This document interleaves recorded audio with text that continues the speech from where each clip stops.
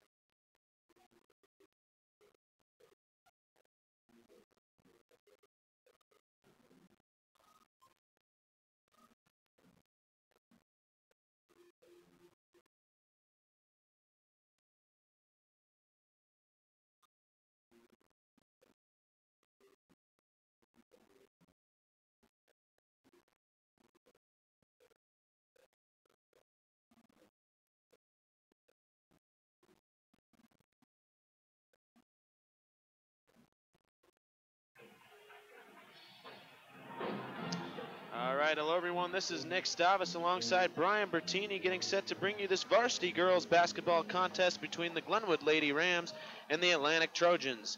This game is the first of a Hawkeye 10 boy-girl doubleheader here in Glenwood, so sit back and enjoy an exciting night of basketball. As for the girls' game, the Rams enter tonight with a 7-3 record, their best start since 2013, fresh off a 74-40 blowout win over Kemper. Led by the underclassmen duo of Ellie Scarborough and Madison Camden, Glenwood has notched 3 straight victories and looks to continue that win streak tonight against a struggling Atlantic squad. The Trojans currently sit tied for last in the Hawkeye 10 with just 1 win on the season and 9 losses. They'll need to be on the top of their game tonight if they want a chance to upset the red-hot Rams here in Glenwood. With all that said, Brian, you, with your coaching background, your broadcasting background, you've been around this sport forever. You know better than anyone that no team can overlook an opponent. So if you're Glenwood, how do you approach this game trying to keep that momentum rolling? Well, Nick, one of the keys, this is the Hawkeye 10, as you mentioned. This means the basketball typically is on a pretty high level, and the coaches do a great job in this league of making adjustments from game to game. Obviously, you talk about the first Rams meeting with the Trojans was back December 11th. The Rams won easily in Atlantic 67-39. Well, we've turned the calendar over. We're into 2019 now. We're into January, and things change. Coaches have a chance to kind of move some of the things around. And, of course, Atlantic with a new coach as well, too, Dan Vargason. So he's kind of getting used to kind of some of his players and personnel, where he wants kids. You know, Coach Rasmussen for the Rams doing the same thing. So it's always interesting to see. The second half is people talk about that's the second phase of your season. Of course, season number 3 is the tournament time. But, you know, right now is a chance for you to kind of see where you're at. You know, sometimes you have injuries and things like that. But as you mentioned, Atlantic comes in struggling. They're 1-10. But it's kind of a hidden 1-10 because they played some teams pretty tough at times. And, you know, the last game they played a Harlan team, which isn't too bad. only a 14-point game. That was a pretty close game till about 3 minutes to go in the ball game. So I think Coach Rasmussen's staff is going to tell his players, hey, we cannot overlook this Trojans team because if you do, you can find yourself on the short end of a ball game. So in the Iowa high school basketball season, you play all these games up until Christmas break. The Rams had 2 wins going into Christmas break, and then you take a 10-12 day break. They come back out firing 74-40, a 34-point victory on the road in Carroll, the longest road game in the Hawkeye 10 as far as distance from home. What does that win mean for them, and how are they going to keep that going tonight? Well, that's a tough place to play, and I was up there actually doing some reporting for KMA that game, and the Rams come out lights out. Nick, 7 for 7, 3 points that first quarter. Ellie had 4. Madison Cabin had a couple. Brindley hit 1. So when you start the game 7 for 7, they had a 33-7 lead. Things are flowing well. And again, Kemper was shorthand. They had several players, the starters, that were not able to play. And there's a lot of girls from that state championship volleyball team, too, that decided to stay in the stands as well. Notably, Amy Adams, you got some height and some experienced kids that chose not to go out. Regardless, getting up there and just getting that mental hurdle for the Rams, going up and winning in Kemper is tough to do. It's something I haven't done in a long time. So that's a great way to start start the year out and get ready to roll here as they did here in 2019. So Coach Rasmussen, glad to be back here at home and hosting the Trojans tonight. So we talk about these 2 underclassmen. You mentioned Scarborough and Camden. It's so rare to see a sophomore and a freshman doing what they're doing right now, leading the team in scoring. Both of them averaging double digits. Camden's averaging 12 points per game. Scarborough's averaging a team high 14.5 points per game. What does that mean to not only be getting these girls this experience, but for them to be this good this early on in their career? Well, they're only young in terms of their grade, but they've played a lot of basketball. So, their basketball acumen, their knowledge about the game, and their experience in playing is way up because of all the experience and the time that they put into the game. So, really, then it just becomes a matter of trying to find how do you fit in, and when you've got a lot of girls with a lot of ability, the Rams are very athletic, you can really just turn the kids loose and kind of play. And I think Coach Rasmus has done a great job of letting the kids just kind of play free and loose a little bit. Say, hey, we're gonna give up a few things, but we got enough athletic ability, we can get it back, and that's kind of freed them up. The possessions aren't as important as they would be if you're trying to play a slowdown game. You kind of already mentioned this, but give me a key to the game for Glenwood and a key to a game for Atlantic. Well, I think the key is to do what they did against Kemper Catholic, Nick, and that's get off to a great start. Rams love to get points in transition. They love to press. And anytime that you can score, you can get into your press. And if you can score out of your press, you're already set up. And really force that. And I think that's the key is for them to get feast on that type of attitude and excitement that they can get by the press. I think for Atlantic, their thing is going to be take care of the ball, possessions, get into a half-court game, force the Rams maybe in some foul trouble, and then, like I said, that can be a great equalizer. All right, we are just about set for tip-off. We're a couple minutes away. We're going to take a short break here on GlenwoodSports.com for the national anthem. We'll be back with the opening tip-off and the starting lineups. You're watching Ram basketball on GlenwoodSports.com.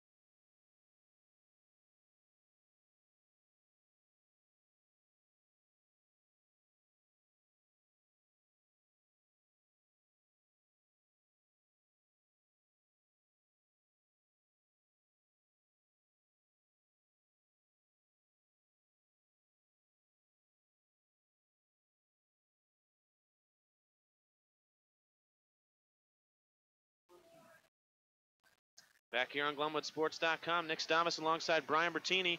Brian, you got the starting lineups for tonight's game. Yeah, let's go for the Trojans first. Number 12, Haley Rasmussen. 23, Bailey Newell. Mackenzie Waters. Heidi Williams and Alyssa Ginther round out the starting five for the Trojans. Brielle Smith, Madison Camden, Ellie Scarborough, Brooklyn Taylor, and Jocelyn Lewis. The team in white, the Rams. All right, we are ready to go, and the tip will go to the team in white as Brielle Smith handles it right off the tip. Straight ahead to Brooklyn Taylor. Rams moving the ball quickly.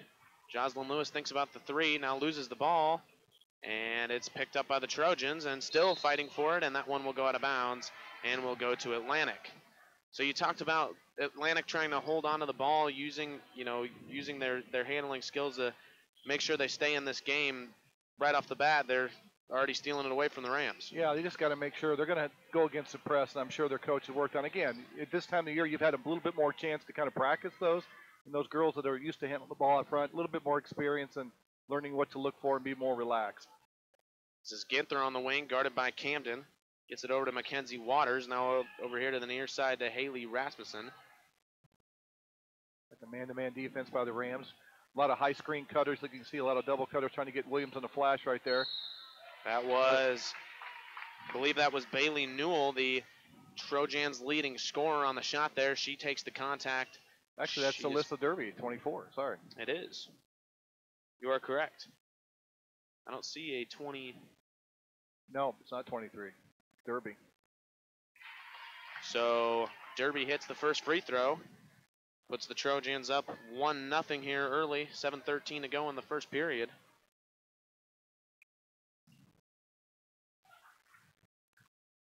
And the second one is no good. Here comes Madison Camden on the floor for the Rams. Gets it over to Taylor. Taylor to Brielle Smith on the baseline. Takes one dribble. Now puts it up off the glass. Can't get it to go.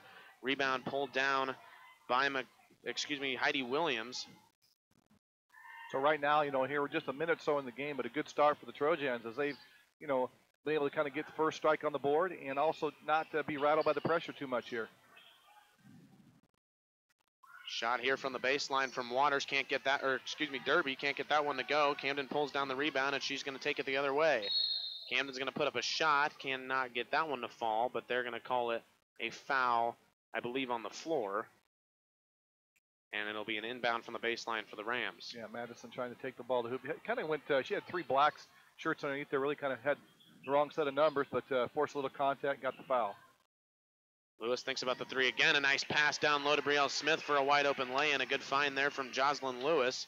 And the Rams are on the board, leading 2-1 here with 6:27 to go. And a stolen away now by Madison Camden. Camden's going to take it to Lewis. Lewis had a little jumper there from the baseline and gets that one to fall. And the Rams are now using their defense and turning it into offense. Well, that's what you want to do. You want to keep the ball here in the front, front half of the court. Another steal there as Ellie Scarborough one-on-one takes that one up and lays it off the glass. So 6 quick points there off the full court press. That's exactly what you talked about that Atlantic needs to watch out for, and the Rams are already taking advantage of it. Well, defense turns points into offense immediately when you're going to press. This is number 12. Haley Rasmussen gets it out up top to Mackenzie Waters. Waters guarded by Scarborough. Now gets it over to Williams. Williams looked for Ginther down low. Now over to Derby here on the wing. Kind of a flex type offense. You'll see a lot of baseline screens, pop-up screens. You just got to make sure if you're the Rams playing defense, if you're going to switch, come over the top of those. Ginther long on the three. Brooklyn Taylor taking it the other way. Taylor makes a nice move into the lane. Now kicks it out to Scarborough. Now out to Camden for an open three. Can't get that one to go. And it's tracked down by Ellie Scarborough. She can't get that one to fall, and then Camden back up off the glass and in. Nice effort play there from Ellie Scarborough. Yeah, just heady awareness right there by Ellie and Madison right there. Watch the fly the ball. Atlantic did not do a very good job, Nick, of boxing out and cost them 2 points. Full court press here from the Rams as the Trojans get it across. Some good defense here from Glenwood. Just 1 point allowed here through the first 3 minutes of this game as we're under 5 to go here in the first quarter. You can see him really watching the weak side, looking for backside cutters, screens away. Good communication talk by the Rams defense right now. Derby tried to get it up top to Heidi Williams, and she could not handle the errant pass, and that one will be a backcourt violation, and it'll be another turnover here for Atlantic. And now here comes Bailey Newell who we expected to see. She's the second leading scorer here for Atlantic. She comes off the bench tonight, as it looks like that's going to be Ginther that takes a seat. There could have been some disciplinary action there possibly. Regardless, she's in the game where she needs to be right now. Trying to thread the needle is Brooklyn Taylor. She had Lewis open under the basket, but stepping in front of it here is Newell right off the bench. Now she's in a trap, and they're going to get a timeout. So a timeout Atlantic, and we're going to take a short break here. You're watching Ram basketball here on GlenwoodSports.com.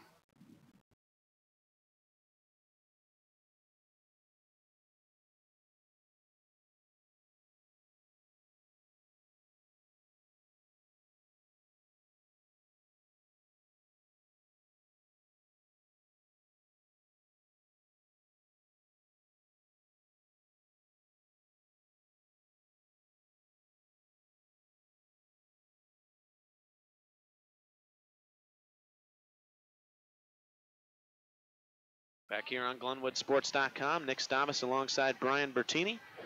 We are 4 minutes and 20 seconds remaining here in the first quarter.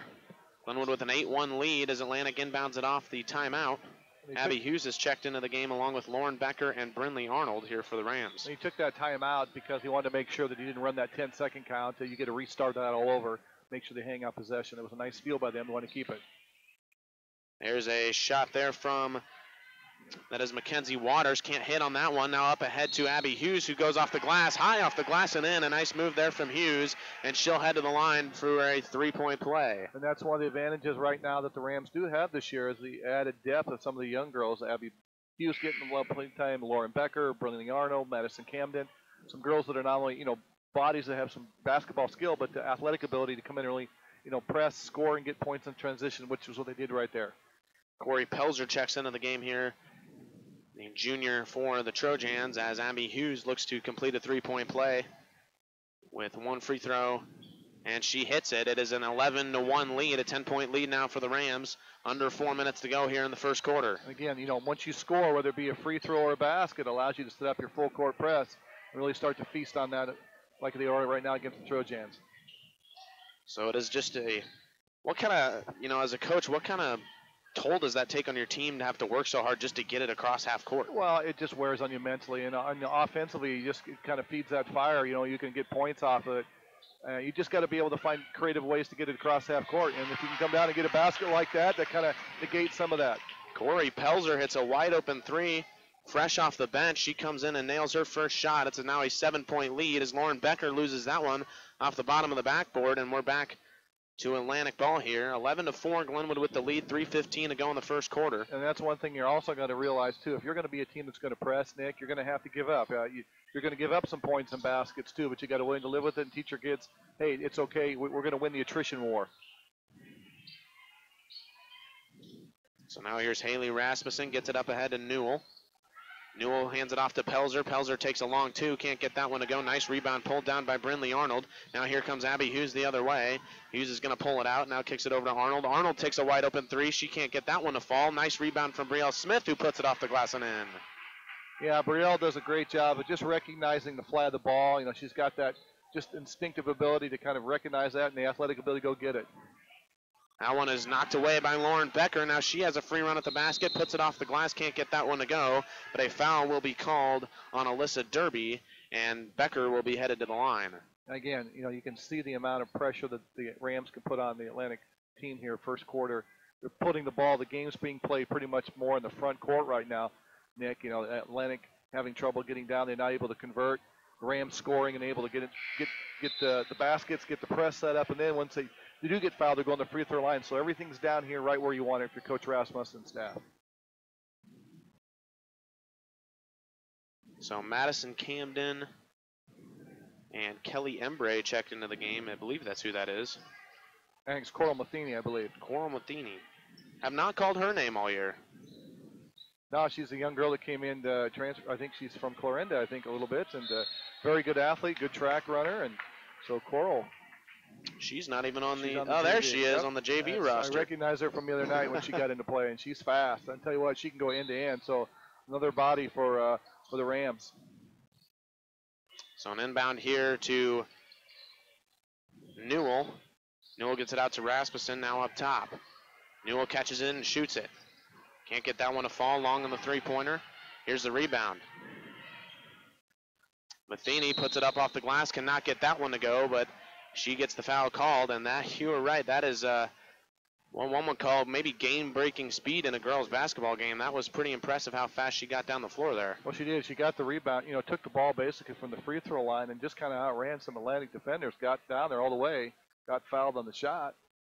Comes up short on the first free throw there. Rewarded with some effort. So that's what Coach Rasmussen is looking for, girls that can kind of flip it from offense to defense quickly and, or defense to offense and get down and convert and keep the athletic ability on the floor.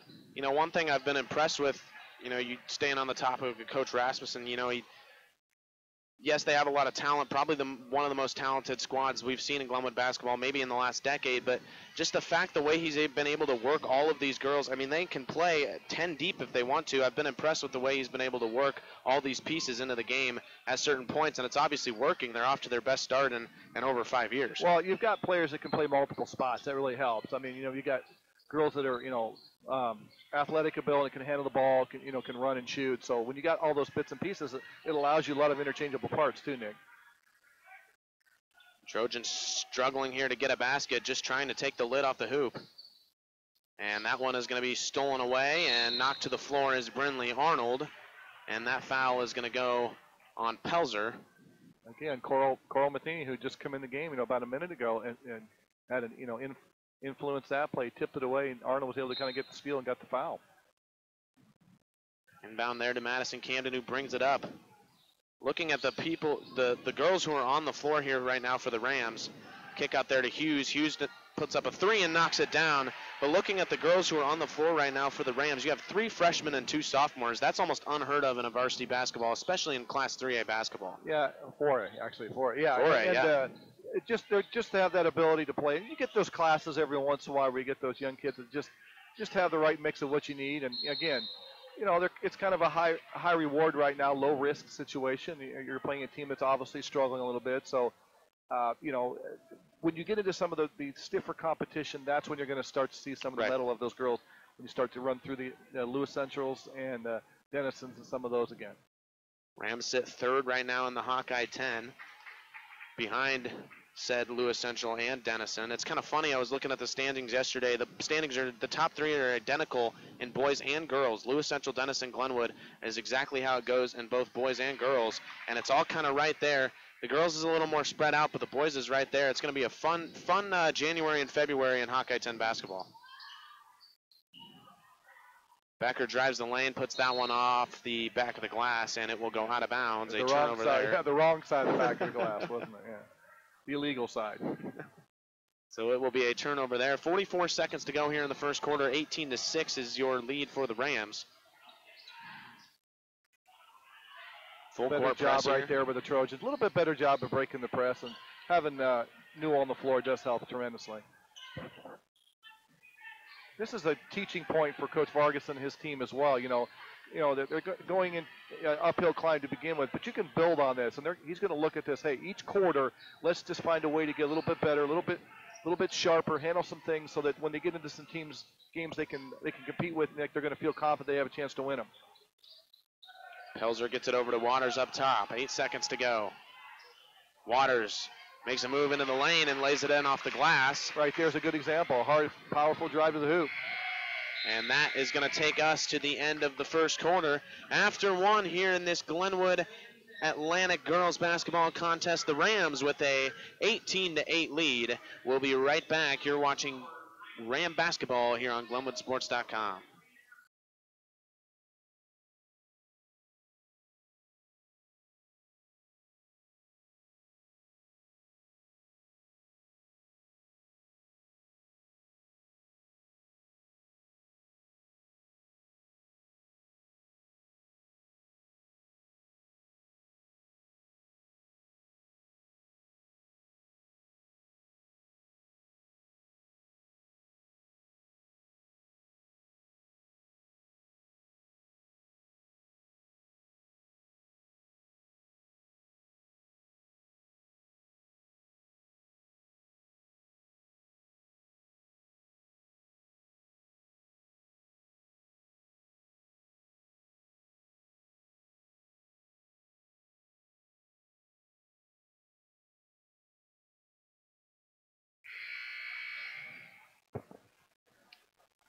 Back here on GlenwoodSports.com, Nick Stavas alongside Brian Bertini. Take a second here to thank our sponsors tonight: Barrett Auto Center, Best Finish Autos, Sharp Street Groomers, Glenwood State Bank, Marty Stavas State Farm, Jim Hughes Real Estate, El Porton Mexican Grill, Aestrope Insurance Services, and Glenwood Home Services. We appreciate all your support from those businesses. We could not be bringing this game to you without them, as right off the inbound, Heidi Williams with a nice Heidi little Williams. set play, and the Trojans there are 4 points.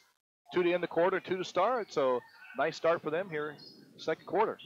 Pass down low. Brielle Smith trying to gather it. It's going to be fought for on the ground, and they're going to get a jump ball, and it will remain with the Rams. So even though they were able to hang on the ball, again, kind of a little sloppy ball handling by Glenwood right there. And, that's something that Coach Vargas and the Trojans is going to talk about. Hey, we got to keep playing hard. Sometimes you kind of just ignore the score and just focus on the style of play that you're on the court. Taylor to inbound it here. She tries to get it into Lewis, and it's knocked away. Here comes Newell. And it's going to be stolen away again. And now we're going the other way with Scarborough. A big court pass here to Taylor, who can't hit a lay-in. Now Taylor is going to be a jump ball. Looks like Heidi Williams might have gone over the back, but they're going to give her a jump ball, and it will go to the Trojans. Yeah, I think she's got a lot of the basketball right there. And, the official decided that neither team really had an advantage, and we'll call it jump ball. So kind of a turnover. Ball goes back to the Trojans. Taylor McCready now in the game here for Atlantic as she brings it up the floor. Thought about a 3 right there, didn't she, Nick?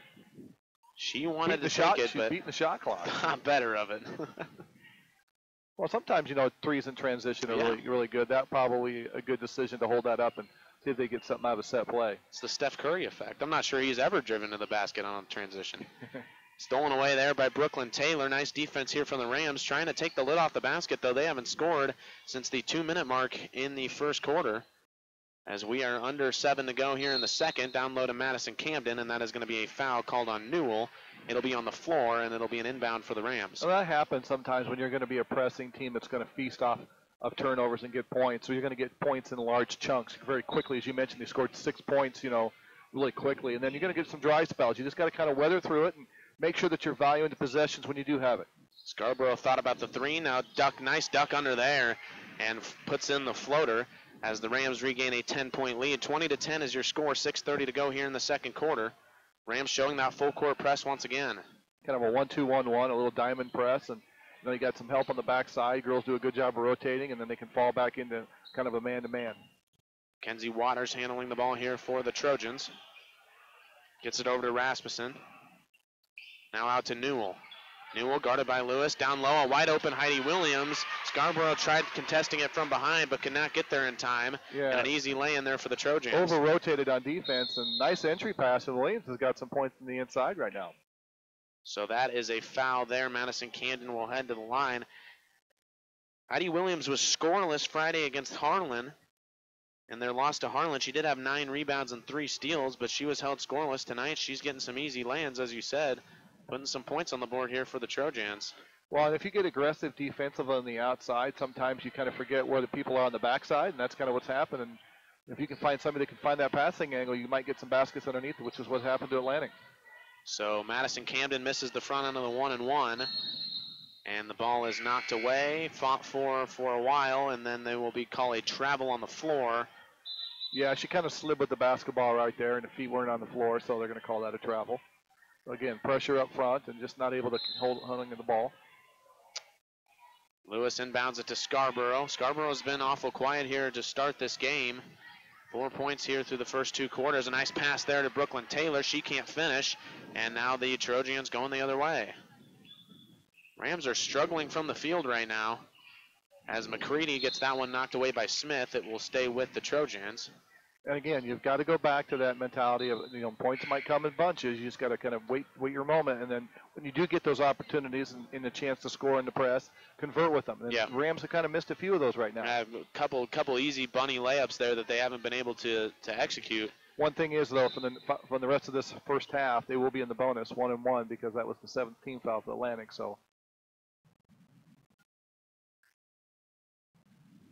It will be Mackenzie Waters to inbound it here for Atlantic. 5:29 to go in the second quarter. 20-12, Glenwood with the lead here in this varsity girls Hawkeye 10, but non-conference basketball game.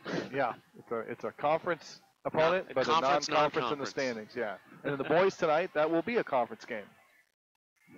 So, go figure. Here's the inbound to Newell. She takes the three right off the inbound. Can't hit anything. Nice rebound there from Ellie Scarborough. She has a nice full court pass here to Camden, but Camden cannot catch it over the shoulder. Looked like a Julio Jones there over the shoulder trying to catch it in a football game, but she couldn't handle it, and it goes out of bounds. Yeah, a little bit too much lead on that pass right there. She just ran out of real estate. Maybe they need Nick Foles in here to throw some of those passes for him. Here comes Newell, stops at the free throw line, now tries to get it over to McCready. It's stolen away. Waters able to handle it now. So we played, it was 18-8 in that first quarter. Right now, basically, look at the clock. We played about 3 minutes. It's 4-2 Atlantic in this quarter, Nick. This is the pace that Atlantic obviously wants to go at. They do not want to get Glenwood running up and down the floor. They want to keep it in the half court and try to keep the ball as long as they can. Now McCready with the ball on the wing, guarded by Camden. Gets it over to Heidi Williams. Or excuse me, that's not Heidi Williams. That is Alexis Ginther. And now they're going to get a travel on Waters. Waters looked to pull up from the elbow, but could not keep her pivot foot down, and it will be a travel there. Yeah, they were looking for Heidi Williams on the inside. She was trying to post and follow the ball on the passes, went across the side, but unable to do that, as you mentioned, the travel before that. So Scarborough walks it up the floor here. She has 4 points through the first quarter and a half. Down low now to Smith. Now Scarborough takes a jumper from the elbow, from the baseline, cannot get that one to fall, and a rebound here going the other way with the Trojans. So they've done a nice job really since that first 2-3 minutes of this ball game, Nick, really kind of limiting the Rams to a one-and-done possession on the offensive end. Not very good shooting percentage from the Rams tonight, as nice steal away there from Brielle Smith. Smith with a 2-on-1, and she's going to take it herself high off the glass and in. Nice move there, coast to coast, Brielle Smith. And the senior showing a little offensive spark here when the Rams are struggling to get that ball in the basket. Yeah, sometimes it's better off not to make that extra pass ahead, just take it yourself. So now the Trojans going to slow things down. 3:47 to go in the second quarter, 22-12. The Lady Rams with a lead. Here's Newell guarded tightly by Hughes. Now gets it over to Heidi Williams. Williams tries to get it outside, but she's fouled on the floor. And it will be an inbound here. Just the fourth foul. So with how aggressive the Rams really play their defense, 4 fouls to the first, 12 and a half minutes of this game is pretty good. Well, there hasn't been a lot. If you look at it, there hasn't been a lot of really physical contact. The ball's been in space a lot, which helps right there. Jocelyn Lewis, a little bit too aggressive there with the hand check and bumped it, and that's why she got the foul on that one. Here's Newell driving on Becker. Now gets it over to Waters. Waters pulls up from baseline. Cannot get that one to fall. Nice rebound there from Ellie Scarborough, and she's going to run the other way. Scarborough pulls back. Sets up a play in the half court. Gets it over to Becker on the wing. Now Becker's going to take it herself. She puts it up. Cannot get that one to fall. Nice rebound by Brindley Arnold, who puts it off the glass. That one rolls out. And it will go back to the Trojans. So the Rams just really not getting any shots to fall. Well, the tough angle shots right there, too. And they're not getting really good, clean looks. Atlantic is doing a pretty decent job of contesting some shots, too, Nick. One thing I haven't noticed is the fouls called there on Brielle Smith. One thing I haven't noticed about this Rams team, at least tonight, they're not taking a lot of perimeter shots, at least as many as they normally do. Well, Atlantic's doing a little better job. I mean, if you watch, they're actually come out and contesting some of those. So they're not open. They're not getting the good ball quick reversal. That one and it's just sometimes the shots just kind of happen. At Kemper the other night when I was watching, the shots were there. Kemper was doing a more concerted effort to eliminate opportunities inside the post, and the shot from the perimeter was open. There's a three right there by Bailey Newell. And suddenly we have a 7-point game. Bailey Newell hits the three, and the Trojans are hanging right with the red-hot Rams as Scarborough puts that up a wild shot. Cannot get that one to fall. Gets her own rebound. Now Smith finds Brindley Arnold, who just cannot hit that lay-in. That one rolled all the way around the rim and fell out. And now here come the Trojans the other way. Rasmussen gets it over to Newell in the corner. The hot hand shoots a three, and she knocks it down. That's 2 in a row, and right now the Trojans doing what they got to do to cut this to a 4-point game. This quarter dominated here by Atlantic. The Rams just trying to get the lid off the bucket here. As Becker has it up top, gets it over to Abby Hughes. Hughes drives. Now she's going to hand it off here to Brindley Arnold, and the ball is on the ground. Ball is loose and getting fought for, and they're going to call a jump ball, and it will remain with the Rams. Again, you can see what happens with a young team at times. If you're not getting things going or well, a little easy, you try to force some things, you panic a little bit. And right now, I would say Glenwood's kind of in that little uncertainty mode. And right now, Atlantic's the girls that look confident. So Becker and Smith come out of the game. Matheny and Brooklyn Taylor check in. Brinley Arnold takes a 3 from the corner, and that is exactly. They're going to give her 2. They're going to give her 2 on the line. So still exactly what the Rams needed. A bucket there from Brinley Arnold on the outside. Well, and it can allow you to set up your press again too, so you can get back into that mode of where you're getting some points. So they break the press. Now here is a 3 from Ginther. That one is airballed, but falls right into the hands of Heidi Williams. And they're going to say she stepped out of bounds, or did they call foul? No, I think you're right. I think they're just going to call it out of bounds. So it will go to the Rams. 1:41 to go here in the first half. 24-18. Glenwood with the lead. As Abby Hughes walks it up the floor here for the Rams. Here's Scarborough on the wing. Gets a screen there from Brinley Arnold. Now she's going to go straight to the bucket. Now kicks it out to Abby Hughes. Hughes is going to take a 3 from the corner. Cannot get that one to fall. And if you're Ellie Scarborough, it looked like that was a wide open lay-in that she passed up for a kick. For a kick out, do you just take the points? Yeah, I think she kind of committed. She was going to give the pass, but then she realized a little bit too late she had the angle. Now here's Scarborough. She's going to take a 3 of her own from the wing. Cannot get that one to go. Matheny with a nice rebound. She puts it up off the glass and in. So the freshman doing work down low. As Coral Matheny seeing her second varsity game tonight. Able to put in a bucket here late in the first half. 53 seconds to go. As Waters drives it down. Now the kick out. Now here's Rasmussen. Rasmussen up top. One thing I think Coach Rasmussen might talk to his players about is, look, when we don't have to shoot every 5 seconds we touch the ball. We can be patient and take a good shot. 26-18 your score. Glenwood with the lead. 30 seconds to go here in the first half. Atlantic look like they might try to look for a last shot here before halftime. That is a long time to hold. Only in high school basketball can you do that. And Williams is actually going to take a shot from the free throw line, and it's swatted by Matheny. Now here come the Rams. 15 seconds as that one's going to be tipped away and saved, but they're going to say she stepped out of bounds. Bailey Newell tried to save that and tip it back to her teammates. And Coach, it would have been right to. Yeah, and Coach Vargason not happy with Heidi because he's screaming at her, look, we just talked about hold on to that shot, because they get the ball to start the second half as well, so they could have got 2 possessions at one time there, and now they're going to give that up. Now here's Scarborough, wide open 3 off the inbound, and she knocks it down. So the Rams with some late points here. That's a 5-point swing right there, too. 5 seconds left. Now 3, 2, and it's going to be a half court here from Waters, and that one's off the backboard. So the Glenwood Rams with a nice finish to the half after struggling here in the second quarter. Your score at halftime, Glenwood 29, Atlantic 18. We'll be right back with the second half in about 10 minutes. This is Ram Basketball on GlenwoodSports.com.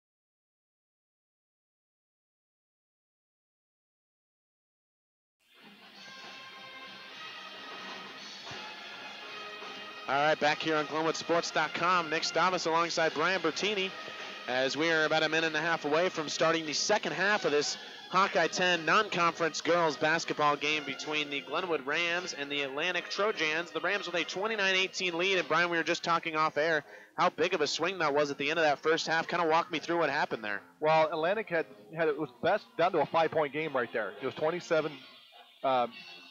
20. I think it was 24-18. 24-18 or 25-18. Yeah, 24-18. And they actually had the ball. They were trying to run the clock. Coach Vargason he had about 35 seconds, and they were taking the time off the clock. Then Heidi Williams got the ball near the free throw line right there and just kind of put up a shot. Had a block, actually, with about 20 seconds, and that turned the table to come down. The Rams able to score to get another basket, and suddenly what could have been maybe a 4 or 5 point game at halftime ballooned to an 11 point. So, we talked about off the air is that crucial possession, that was a 5-point swing at least right there. And that when your team's struggling with like 1 and 10 and looking for any glimmer of hope to have that, it just kind of really just sucks the life out of you because you were close to really putting a lot of pressure on a team that should win easily, and suddenly they're not. On the flip side, Atlantic's done a pretty good job after that first initial thing, Nick, of breaking the press. So they haven't turned it over like they did right away. Right. They've been able to take that. They got some shots. Bailey Newell come out. She came in a little bit late, but boy, she had 2 big threes and really really sparked them offensively. The Rams have spread it around. Burrell Smith was 6. Ellie Scarborough's got 7. She's got a 3, excuse me. And then Madison Camden's got a basket. Johnson Lewis, Coral Matheny, the freshman who just kind of showed up. Yeah. She wasn't even on our roster. I didn't even know who she was. She's picked up 4, so they're doing a good job of spreading the wealth around right there, which and getting points from different players. But this, as they always talk about, the first couple minutes right out of halftime is going to be determined for both teams. If Atlantic wants again, they got to cut into this lead a little bit. The Rams can really kind of open this thing up and give themselves a nice breathing room with a good push here to start the second half. Rams looking for their 8th victory of the season, which would top last year in the entire year. So they will be kind of a milestone if they can hit that tonight, as the Trojans will have the ball to start the second half. It'll be Bailey Newell to start the second half. She didn't start the first half, as you said, but she had a good half and kind of provided a spark with a couple threes there late in the half as Mackenzie Waters goes off the glass, gets it to fall, and will have a chance at a 3-point play. Well, and there's how big that possession is, because Atlantic was trying to hold the ball to end the half and then start the second half, really kind of get some points at both ends. And, now the chance to do that here in the 3-point play the old-fashioned way. There's the free throw, cannot get that one to fall. Heidi Williams had it, and then it got stolen away here from Ellie Scarborough, and here she comes down the floor. Scarborough setting up a play here, trying to find Brielle Smith down in the post. She's going to get it over to Camden here on the wing. Now down to Brielle Smith. She backs down. Now kick out to Scarborough. Wide open 3 from the wing. Gets that one to fall. Ellie Scarborough is getting hot. She was quiet through the first quarter and a half. She had a 3 there late in the first half, and now she hits one right out of the second. Williams catches in the half court. Now here comes Waters up off the glass, so she has 5 quick points here for the Trojans. Lots of scoring here, probably more scoring than we saw in most of that second quarter here in the first minute of the third. Well, one thing the Rams did not do a good job right there. They got caught flat-footed and didn't really move to stop the girl with the basketball. Here's Scarborough, a free throw jumper. Can't get that one to go. Rebound goes to McCready, and she's going to get it up ahead, and now she's going to be called for a travel. Yeah, it's a little indecisive right there. She wanted to pass, saw the girl wasn't looking, so she kind of held on to it a little bit too long, and the next thing you know, nobody there to pass to, and she turned it over, so ball goes back to the Rams. Lewis gets it into Ellie Scarborough, 6:44 to go here in the third quarter. 10-point lead here for the Rams. Down low to Madison Camden. She couldn't handle the pass, tried to throw it off the leg of Bailey Newell, and Newell just caught the pass, and now she's going the other way. Sometimes I feel like that fancy throw it off the other person almost always backfires in high school. You see them do it in the NBA, but that just almost never works. I saw it in the boys' game a couple times the other night, and it just feels like it never actually works. As that time it's saved there by Brielle Smith, gets it down to Madison Camden, who lays it in. Yeah, good recognition right there by Lewis. The ball up there. That's one thing the Rams can do is get out and run, and if you got girls that can get out and run, just make a good, accurate lead pass and finish at the other end. Now it's going to be stolen away, intercepted here by Brooklyn Taylor. Brielle Smith gathers herself under the basket and knocks that one in. So you talked about the Rams getting points in chunks, and just as we've seen, they've scored 6 points here in the last minute and 10 seconds, I'd say. Well, you speed the game up and you get points in transition, which means numbers in your favor, and you make the opponent play a lot faster than you want to, and which is what's happening right here in this little stretch right now for the Rams. So the errant pass, Williams cannot handle that one, and it will go back to the Lady Rams as they're looking to pull away here. A 14-point lead here. 5:41 to go in the third quarter. Scarborough walks it up for the Rams. Now over to Madison Camden. Camden thought about the three, now drives, now puts up a tough floater and gets that one rolling off the front iron. Yeah, the friendly roll right there. Just get that ball to the top edge of the rim and let it drop in. 8-0 run here for the Rams. That one was almost stolen away. Now the Trojans have a little numbers as Waters is going to pull that one out. Waters guarded by Camden. Still playing that man-to-man defense. Now that is actually Corey Pelzer who drives. She can't get the did everything but fall in, didn't it? Brielle Smith trying to go coast to coast. She throws that one off the side of the backboard, and Williams will get the rebound. Yeah, not a really good attempt right there by Brielle Smith. Just kind of threw that up there, and what's happening right now sometimes is when you play this, you get a lot of standing around, and Rams they got benefits of some points, but they've got a lot of white shirts just kind of standing. Nice steal there from Brooklyn Taylor, hopping in front of that pass. She will slow things down, gets it into the front court to Brielle Smith. Now to Jocelyn Lewis, who takes a three, and Lewis knocks that one down. Jocelyn Lewis is a bigger girl, but she can really shoot. She has a stroke. They normally have her down low in the post just due to her size, but sometimes when she steps out on that three-point line, she can stroke it. Well, she'd prefer to play on the perimeter, actually. Yeah. She loves to play in the corners and work on the wings like that. She's a girl that can shoot it, and she's not bashful about putting it up.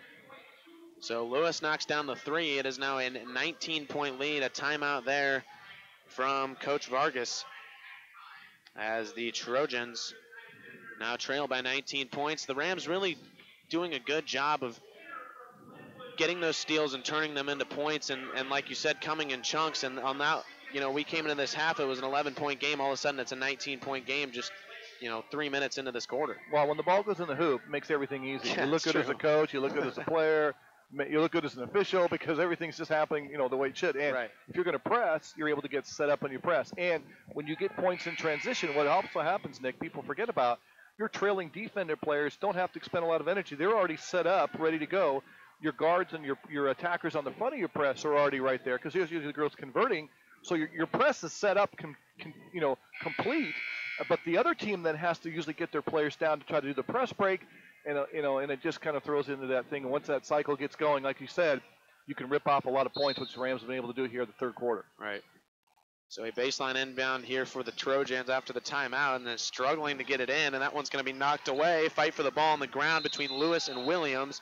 They're going to call a jump ball, and it will go to the Rams. Again, that's what you want, 50-50 balls. You want to get them tied up, and even if you don't get a handle on them, you might not get this one, but the next jump ball will be yours, and that might be the one you need in crucial moments in ball games. So Scarborough is going to take that one straight to the lane. Is that a moving screen there? Lewis didn't get set on that. She slid her feet, tried to block, and she didn't have to. I think Ellie had already gone by her too, Nick, and she would have just stopped. She'd have been fine.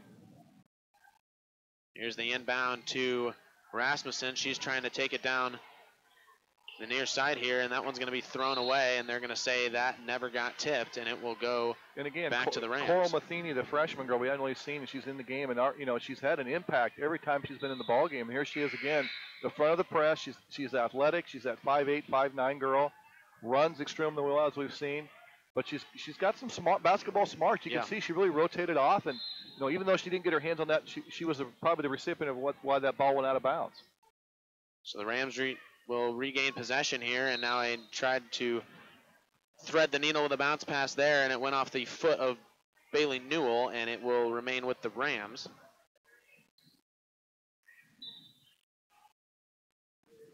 Now there's the inbound to Matheny. She's going to take an open three. Tried to bank that one in, cannot get it to go, and the long rebound goes to Pelzer, and the Trojans will take it the other way.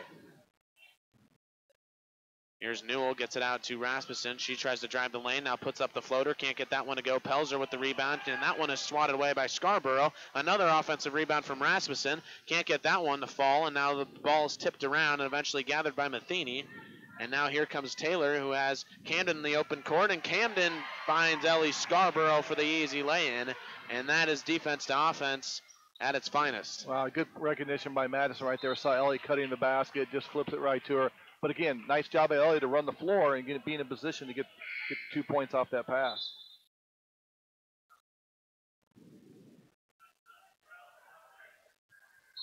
So the foul called there on Ellie Scarborough is just a touch reaching foul there. Now the inbound from Waters to Pelzer, now gets it back to Waters and across half court. Waters going to be guarded tightly here by Ellie Scarborough. Now Newell in the corner, guarded. Nice defense there from Abby Hughes. And a handoff down low to, that was Waters, put it off the glass, couldn't get it to fall. Now a fight for the ball, and Matheny comes away with it again, and here comes Matheny's speed. Now up ahead to Camden. Camden's going to go straight into the contact. No foul called, and she gets her own rebound and lays it in. So a nice way to stick with it there from Madison Camden. Now a 23-point lead for the Rams, 45-22. 2:51 to go here in the third quarter. Waters finds Pelzer, who lays it in. A nice pass, nice finish right there with the Trojans. They kind of broke that spell and able to get back in defense. Now here's a shot from Madison Camden, who knocks it down, a three-pointer. 24-point lead. Just like that, the Rams have doubled up the Trojans here. They only led by 11 at halftime, but they have opened it up here in the third quarter with 2:26 to go. Again, when you got lots of athletes on backside of your press, they can really read and react and watch passing angles. And if you teach your girls how to read eyes, you can see where they're going to go and anticipate where the pass is going to be and recover. You just got to be careful. If you over-rotate, though, you can give up points in the back. Atlantic just not really capable, Nick, tonight of taking advantage of all those opportunities. That one is going to be knocked away. Like a foul, I think. They're going to call a foul. They're going to get Madison she come across Camden. the arm right there. So it's a catch-22. If you're going to play, if you're going to press and be aggressive, you're going to live with turnovers. You're going to live with some easy baskets. You're also going to live with fouls. As you mentioned, that happened against Kemper girls the other night. So a nice pass there from Waters to Pelzer. Well, Pelzer can't finish, gets her own rebound, and they're going to call jump ball again. Yeah, Vargas does not like that call. I'm not sure I would either. It doesn't just look kind of like anybody else had the hand on the ball, but they're going to get a jump ball, and it's going to remain with the Trojans here. Regardless, that's what he calls, and that's what sticks. Yep.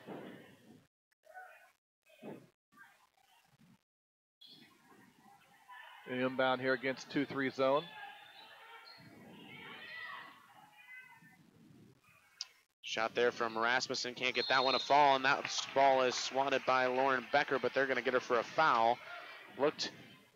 Yeah, she kind of like swatted through there. Clean, but a little bit of hand right there. And one thing I think, the game is going to end up, probably in the Rams' favor. But one thing I think Coach Rasmussen is going to look at is says, we did not do a very good job of controlling the boards on the offensive end. We gave the Trojans quite an opportunity to get offensive rebounds. I think, they've got 7 or 8, and, even just in possessions like that. That's one thing you're going to have to get a handle on is you want to limit teams to a one-and-done possession.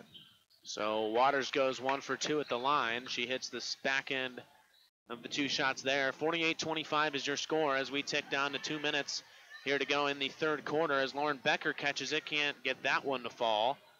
And now it's going the other way. Rebound there from Pelzer over to Waters. Trojans have to get it across here, and then another touch foul called there on, that's going to be Coral Matheny. That'll be her second in about 2 minutes.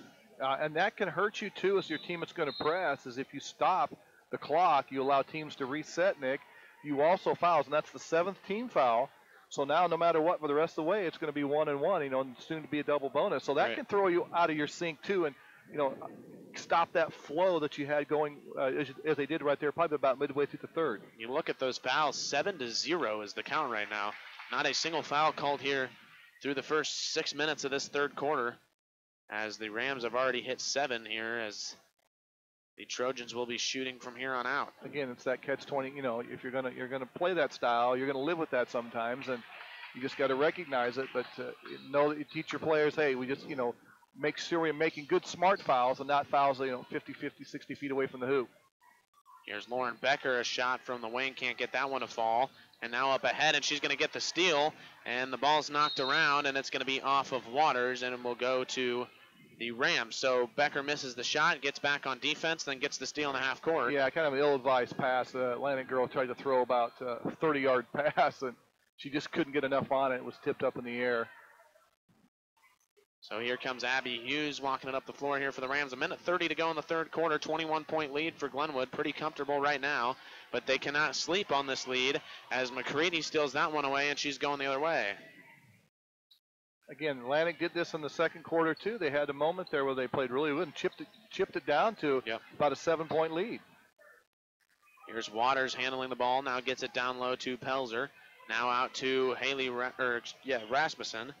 And that one will be no good. Rebound goes back to the Trojans, and Pelzer's able to lay that one in off the glass, and it's under 20 now. 19-point lead here for the Rams with under a minute to go.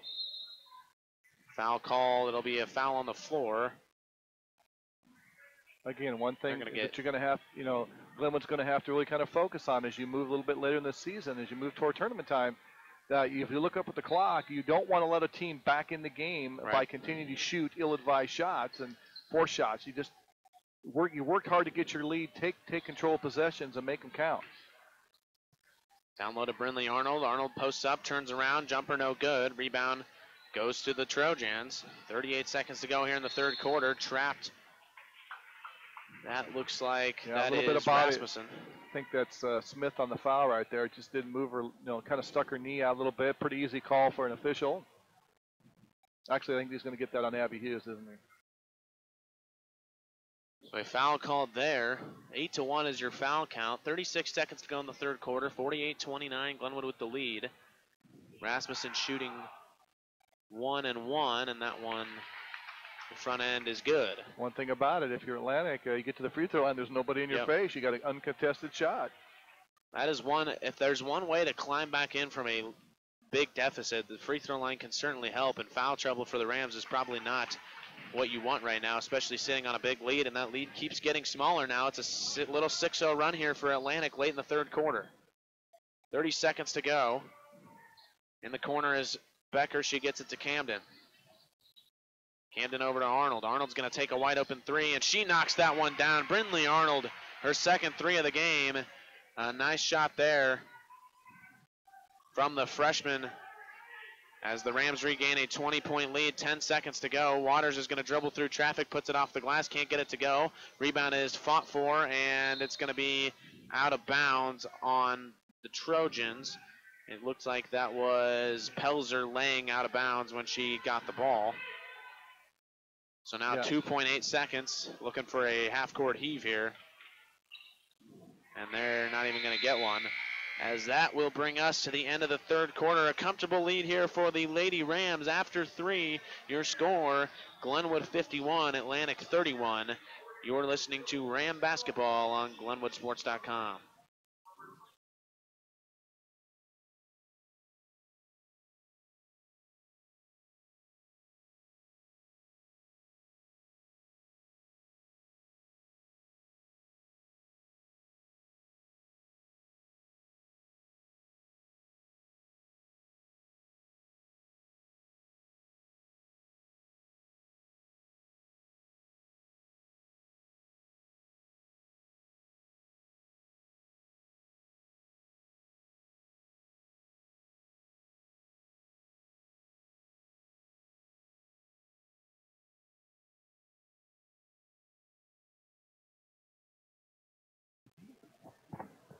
Back here on GlenwoodSports.com, Nick Stavas alongside Brian Bertini. Start of the fourth quarter here. We'd like to thank our sponsors really quick. Barrett Auto Center, Best Finish Auto, Sharp Street Groomers, Glenwood State Bank, Marty Stavas State Farm, Jim Hughes Real Estate, El Porton Mexican Grill, A-Strope Insurance Services, and Glenwood Home Services. We appreciate all the support from those businesses. We cannot be bringing you this game without their help, as the Rams have a 20-point lead headed into this fourth quarter. They have the ball to start, and that one is going to be called a blocking foul on Mackenzie Waters. Just the second foul on the Trojans so far in this half. Well, that's one thing that Coach Vargas and staff's going to be looking at. What can we build on? What do we want to focus on this fourth quarter? And that is, I think, take care of the possessions, make sure we don't give up easy baskets. Unfortunately, they did it right there with Smith. And also, make sure that we're aggressive offensively. So a nice bucket there from Smith on the easy lay-in, and that's going to be they're going to say she stepped out of bounds. Waters with another turnover there. And it will go back to the Rams. So Glenwood with a 22-point lead, sitting comfortably. likely on their way to an 8th win of the season, which would top last year's season total. Quite the milestone there for the Lady Rams, just, from one year to the next, pretty big improvement. And, because we're announcers, we sit here and we nitpick, but just looking at the difference from last year to this year, it is really pretty impressive the what this program's personnel's changed, done. though, too. I mean, you've got a whole different makeup of a squad. I think whatever coach come in would be playing this kind of style of basketball.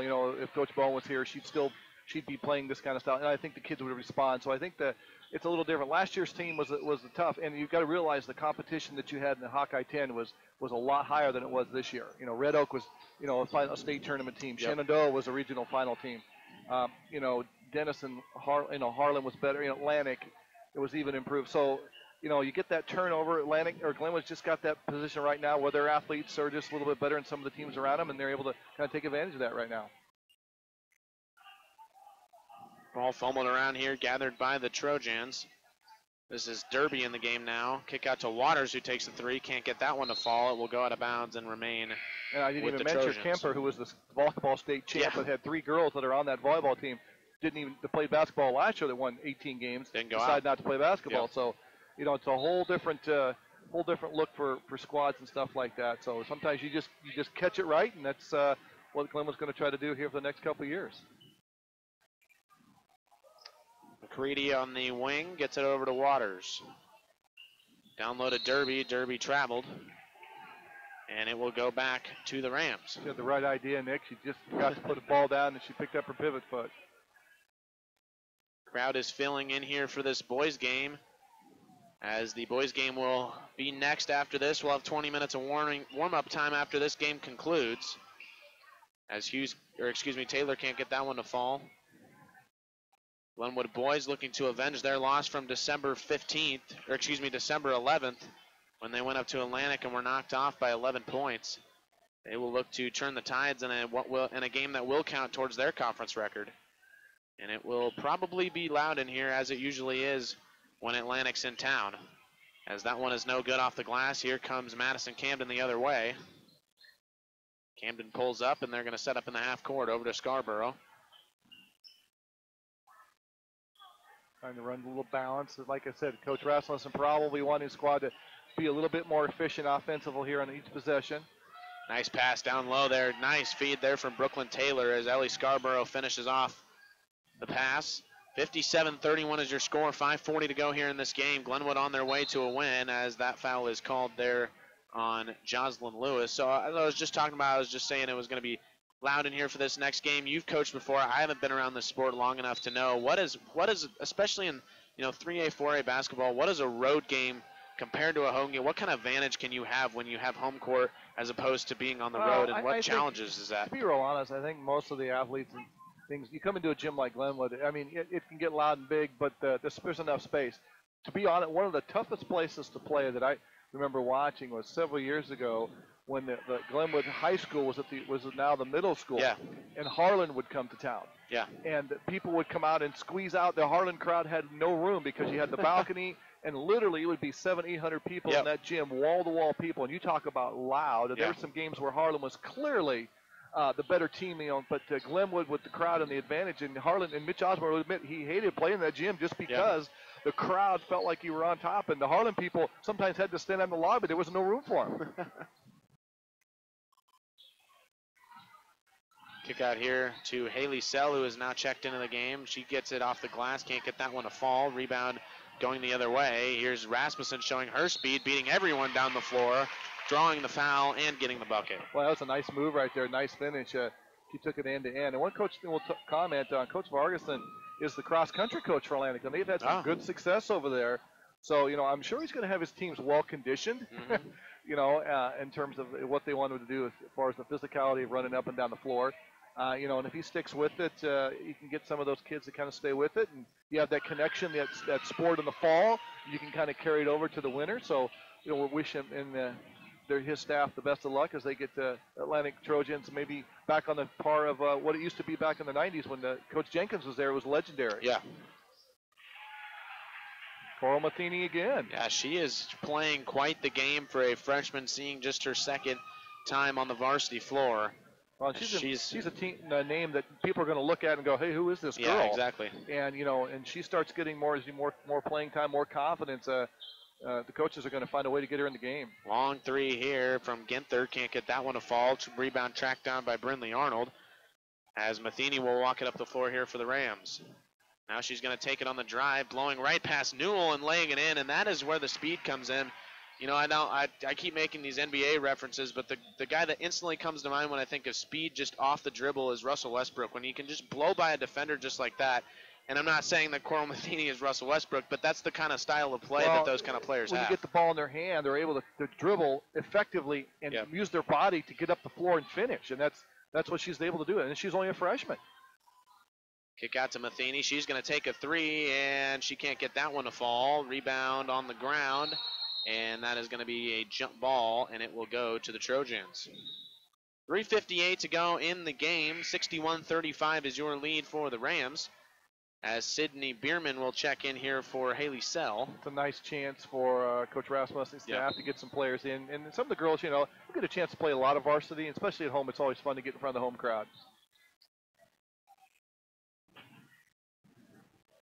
But again, a valiant effort for the Trojans. They're definitely outmanned and stuff like that, but they showed glimpses, and there's some things Coach Rasmus take out of this too to kind of tidy up for his squad as well. Shot off the glass there from Newell. Can't get that one to fall. Rebound pulled down by Bierman. Now here comes Matheny. Coast to coast, puts it off the glass. No good. Another rebound there from Bierman, and she banks that one in. Nice effort there from Bierman on getting the rebound on this side, coming back down to the other side of the floor, getting the offensive rebound and getting the bucket. Yeah, good job by Sydney. Just stayed with it right there and able to finish. So 3:28 to go in this fourth quarter. It is going to be another win here for the Lady Rams as they lead by 28 points. Formality the rest of the game. As the crowd continues to fill in here for Glenwood, just another reminder, right after this game concludes, we'll go off the air for about 15 minutes while the Glenwood boys warm up, and then we will be right back on the air for Glenwood Atlantic boys varsity basketball game. Rams on a 4-game winning streak, Atlantic on a 4-game losing streak, so we'll see what that entails here in Glenwood in a conference matchup. So you're going to want to stay tuned here on GlenwoodSports.com after the conclusion of this game. Inbound here to Haley Rasmussen. 3:24 to go here in the game. Waters sets up a play, asks for a screen. Goes the opposite side, and they're going to get a foul called there on Sydney Bierman. Yeah, just a little slow on the foot right there, and the girl took advantage of that, and Sydney knew she was beat a little bit and grabbed her. And, of course, we've been in the bonus for quite a while here, so we're in the double bonus now. 10-2 is your foul count. You don't see that very often.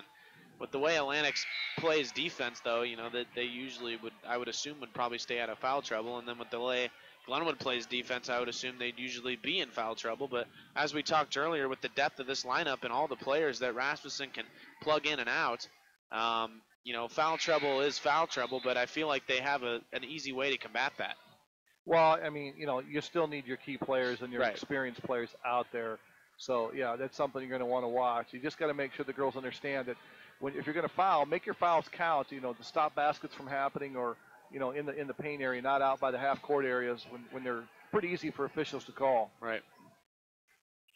Here's Abby Hughes, passed up an open three, gets it down low to Sid Bierman, who posts up off the glass, no good, and they're going to call a foul there on... It's like 24, back under. It's going to be on Atlantic. Sometimes officials call fouls when they don't want to go the other end too, Nick. So it's like, we'll just stay here.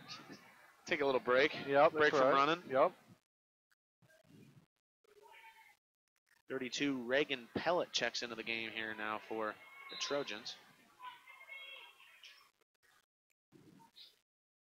Arnold gets it over to Hughes, top of the key. Hughes is going to drive on Rasmussen, puts it off the glass. Nice touch there.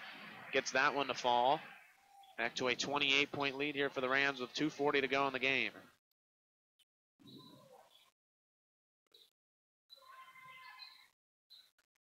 And Rams pretty much staying man-to-man the whole way. Nice shot. It looked like that might have been blocked there by Brindley Arnold. Yeah, she got away with a swat right there. She kind of swung her arm. I think she missed and whiffed. Did she miss? Whiffed on it, and the shot didn't go in and tipped out of bounds the other one. So Arnold will come out of the game. Kennedy Jones will check in, another freshman on this Glenwood varsity roster. Shot there from, that is number 20, Lauren Nicholas. She can't get that one to go. Rebound coming the other way. Over to Becker. Becker down low to Bierman. Bierman has an open lay-in, and she gets that one to go. So Bierman with 4 points now. She's putting in some good effort down there. Well, you know, she's so strong on the upper body right there, and she's able to hold her position. And if she gets the ball, Sydney's very good at, very adept at putting the ball on the floor and finishing near the hoop, what she did right there. Ball is tipped away by Hughes, and it's going to go out of bounds off of her. So the Trojans will retain possession as Kelly Embray checks into the game now for the Rams. So Glenwood will go to 8-3 on the season. They'll remain 3-1 in the 5-1 in the conference. So that 3 is no good, as this game did not count towards the conference record. The game back in December when Glenwood went up to Atlantic and beat the Trojans by 27 points, that one did count. So Coral Matheny, once again, she is having quite a game. 9 points now on the night. She just puts the ball on the floor and she can finish.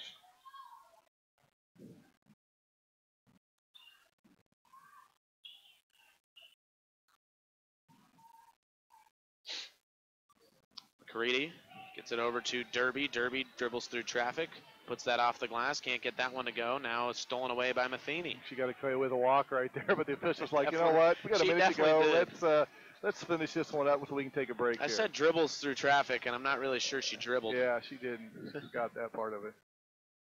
Just a slightly important part of basketball. Matheny, a wide open lane, puts that one off the glass, can't get it to go. Rebound goes to McCready, coming the other way. Under a minute to play here in the game. 69-37 your score. There's a shot, and it is swatted away by Lauren Becker.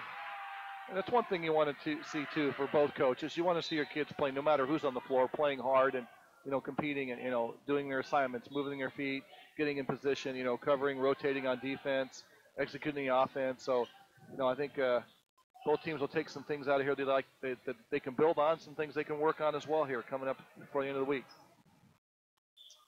Lady Rams will travel to the MAC, Mid-America Center, in the MAC shootout to take on St. Albert. They defeated St. Albert by 13 points at home back in December. And then they will have Harlan the very next day, a 3-game week here for the Rams. Both boys and girls will follow that path. As the Lady Rams look to continue their momentum, they will probably just dribble this one out, and that, as Lauren Becker takes that one in and cannot get the lay-in to fall, and that is going to just about do it here for this game. Your final score from Glenwood in the girls varsity basketball contest. Glenwood has the win 69-37. Your final score. We are going to be back in about 20 minutes, 15-20 minutes with the boys contest between Atlantic and Glenwood, so do not go away. Keep it rolling. We'll be back on the air in about 15 minutes. You're watching Ram Basketball on GlenwoodSports.com.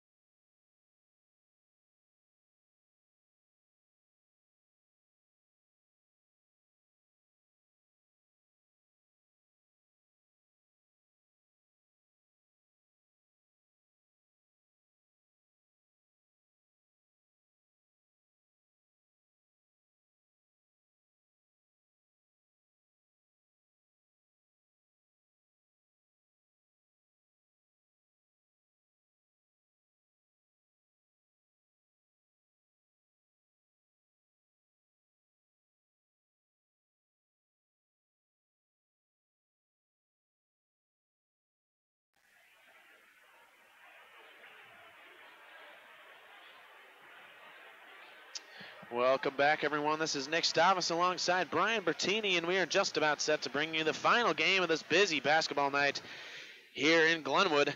The boys have taken the floor, and we are nearing tip-off between the Glenwood Rams and the Atlantic Trojans here in this Hawkeye 10 boys matchup. The Rams are undoubtedly playing their best basketball of the season right now, currently on a 4-game winning streak, following their 22-point blowout of Kemper Friday night. They're led by senior forward Christian Stanislav, who's the Hawkeye 10's leading scorer with 25 points per game. He also adds 9 rebounds per contest. Joining Stanislav is the duo of Zach Carr and Ryan Bloom, who are both averaging over 15 points and have provided an offensive spark for the Rams as of late. That being said, the last loss that Glenwood suffered was to this very Atlantic team on December 11th. The Rams hung 85 points on the Trojans hung 85 points on the Rams, led by senior guard Chase Mullinax, who dropped 30 points on the night. With all that said, Brian, of all the games that Glenwood has played this season, this feels like a must-win to me. Not only is it an opportunity for the Rams to avenge one of their 2 losses, but it's also a game that'll count towards the conference record, which is going to prove to be even more important as we move further into January. So if you're Glenwood, how are you approaching this game at home? Well, I think the thing that probably concerned Coach Schulte and his staff the most was they gave up 85 points. Now, you're going to lose some games occasionally. Atlantic's got a good tradition, of course, the history of them battling the Rams, the last several years, the games during the regular season, of course, tournament, sub-state games. A new coach for them coming in, Jeff Ebling. Of course, Alan Jenkins went to Southeast Polk, doing well there. So you got some turnover, but there's still some guys left over, namely guys like Chase Mullinax, Logan Riley. But the thing, like I said, that concerns Coach Schulte and his staff was they gave up 85 points. Right. Which, they kind of pride themselves on being a really good defensive team. And Atlantic was able to score that in multiple different ways. They were hitting the perimeter shots. They attacked the basket, got the free throw line. So I think of all the things that's probably going to be focused on, that's one thing that they're going to really hang their hat on tonight is we're going to try to really keep them. And I think they're going to really focus tonight, Nick, keep them under 69. I think that's the mantra and that's the focus point of the Rams here is to start this conference season here in the second half of the year. Let's keep this team under 60. So talking about the other side of the ball, the offensive side of the ball, I think we get caught up in the back and forth of the season, and we need to take a step back and realize how good Christian Stanislav has been scoring the ball. When you see a guy in high school averaging 25 points per game, you think, oh, he probably takes a lot of shots. He's shooting 55% from the field so far this season through the first 9 games. So what have you seen from him this year, and what do you expect from him tonight as they try to pick up another conference win? Well, Christian's a matchup nightmare, Nick. He's 6'5", 6'6", lanky. He's very good, quick first step. He's able to shoot the ball in the perimeter from 22, 23 feet.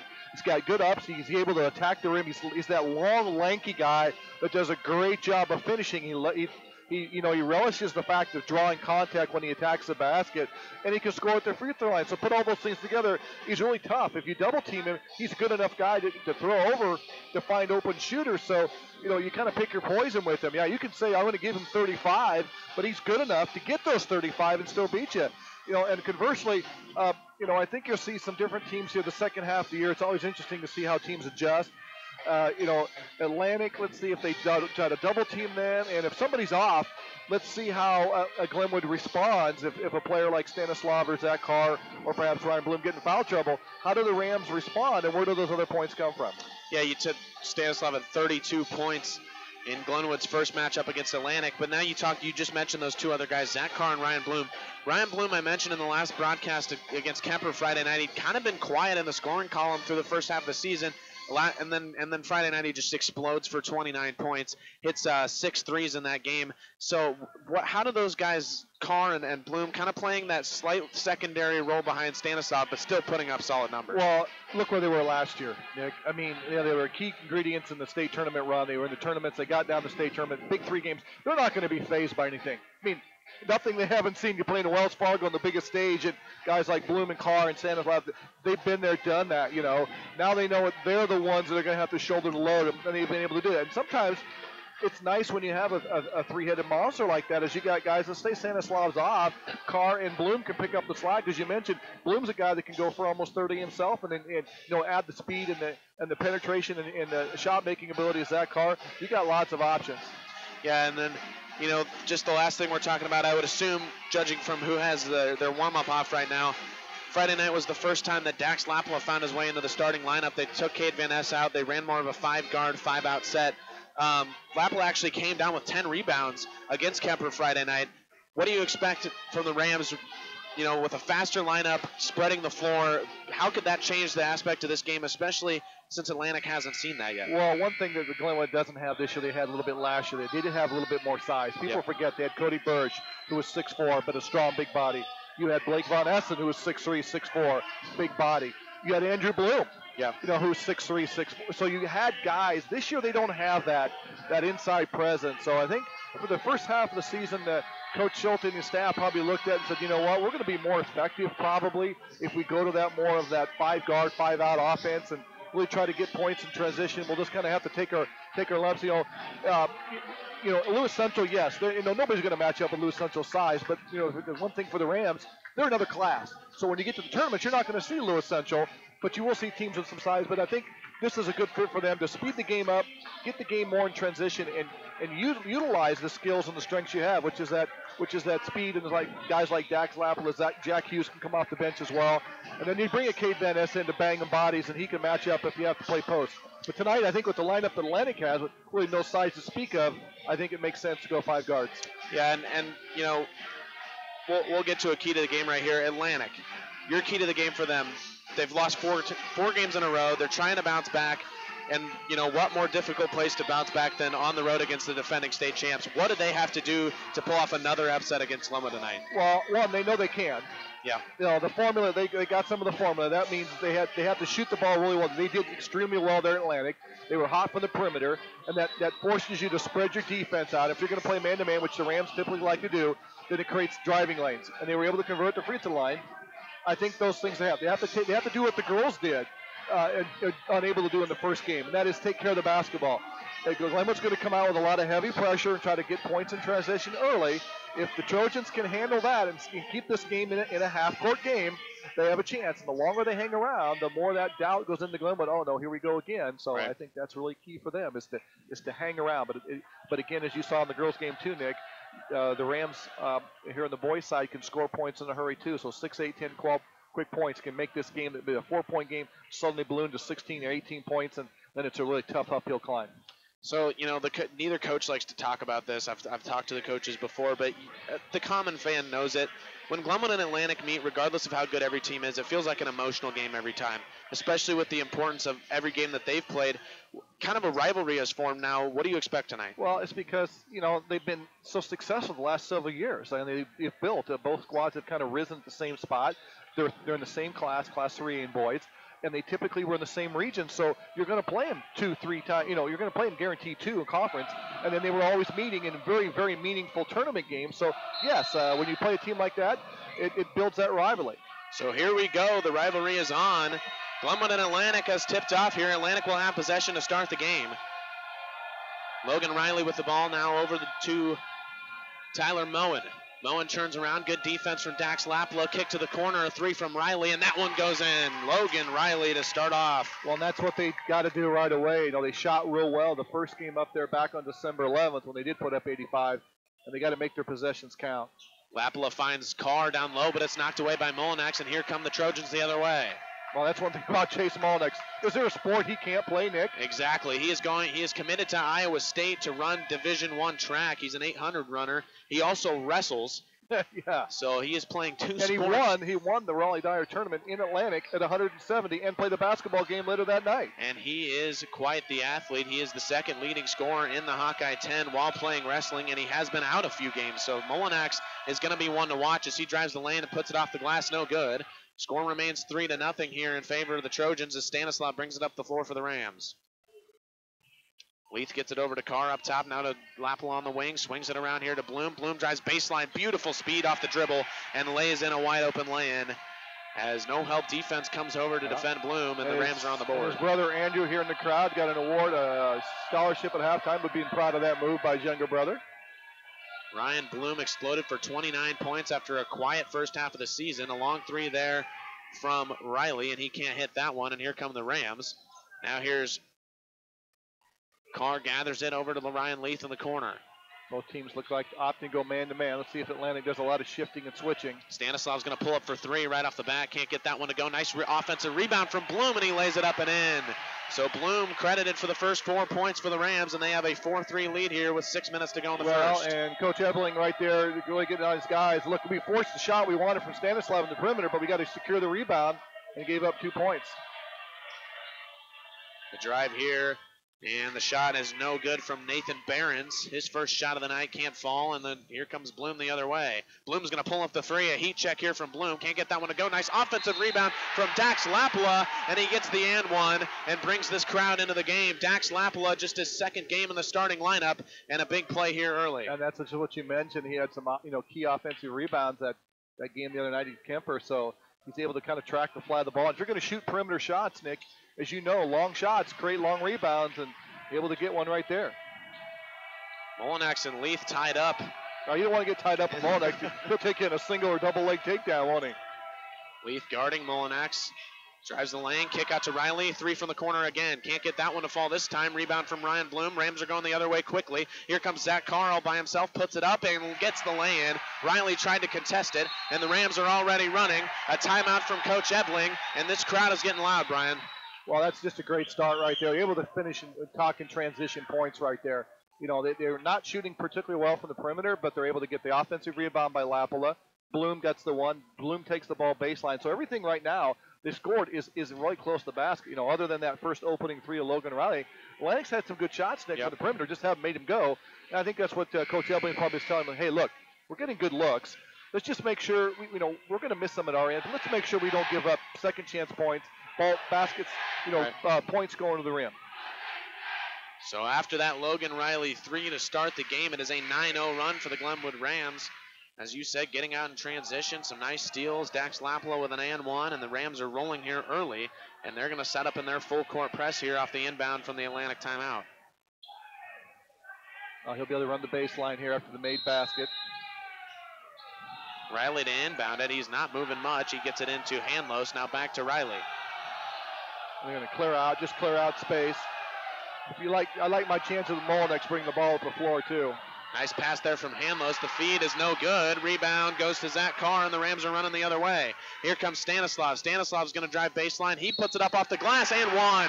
What a start here for the Glenwood Rams. Christian Stanislav with a flex to the crowd as he will head to the line for the three-point play. We talked about that right before the onset of the broadcast, as we went on here, is that Stanislav does a great job of absorbing contact with his upper body, using his thing to shield, and he's such a great finisher, finds the angle. He's got that long reach at 6'5", plays like he's about 6'7".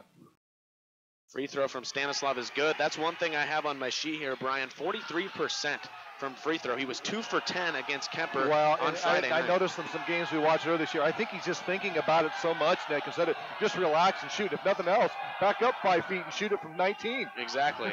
Molinex, a nice move into the lane. Can't get the shot to fall. Offensive rebound goes to Tyler Moen, and he gets that one to go. 12-5 is your score. That's just a big basket for them. Just kind of settle the nerves down and get on that scoring thread again. Again, the Rams, have a good start, but they've got to make sure they value their possessions and get good production from different players at different spots. 12-5 your score. 4:30 to go in the first quarter. Zach Carr with the ball, guarded by Molinex. Carr's going to go right at Molinex. Now kicks it out to Stanislav. Stanislav, a nice move. He pulls up for two. Can't get that one to go. And long rebound once again to Ryan Bloom.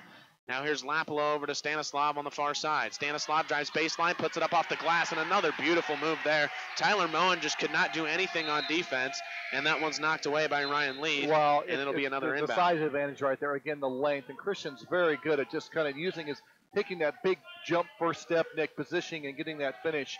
There's nobody from any size inside of Atlantic that's going to stop that. Not like in years past when you had Frankins and people like that. Hawkins. Yeah. Ryan Hawkins is making his name for himself down in Northwest Missouri. Saw he had 30 points in their game the other day. Trojans without that size this year. Trying to make up for that is Skylar Hanlos. He missed an easy lay-in, got his own rebound. Now here comes Moen pulling up for two from the from the baseline, and that one will be out of bounds off the Rams. So the Trojans just kind of firing quick shots, but they're getting good shots. They just can't go in. Well, and again, I think we talked about that at the onset of our broadcast. I think the focus for this one is they're really going to stress to force the Atlantic to make tough shots, and they really want to keep them under 60 tonight. Here's You see a Molinax lot up more top. aggressive defense attacking the ball. Ball is swatted away, and then here comes Dax Lapla the other way. Lapla gets it up ahead to Ryan Bloom, and Bloom lays it in transition. It's a 16-5 score. It's a 16-2 run here for the Glenwood Rams to start this game with 3 minutes to go in the first quarter. But again, all the points really at the basket, Nick. You know, either on missed shots or made shots, so they're doing a great job attacking the basket. Long three from Hanlos, can't get that one to fall, and that one is swatted away. Moen had it swatted by Bloom, and then the rebound from Niall Peterson, who just checked into the game, and he gets the second chance points. Nice athletic play from Ryan Bloom to swat that one away on what looked like was going to be an easy lay-in there for Tyler Moen. Zach Carr with the ball up top, gets it over to Stanislav. He drives the lane, pulls up for two, off the glass, no good. Rebound, tipped around, and it goes to Logan Riley. And here comes Riley the other way. Hanlos walks it up the floor for the Rams. Again, even though it really feels like Glenwood has a huge, big lead, it's only a 9-point lead and a couple baskets, and Atlantic is in good shape here. We still got 2:30 to go here in the quarter. Molinax up top, screen here from Hanlos. Molinax tries to find Hanlos down low. It's stolen away by Ryan Leith. Here comes Leith down the side. Leith's going to take it right at the defender, and it's going to be up, and a blocking foul is called. Ryan Leith will get sent to the line.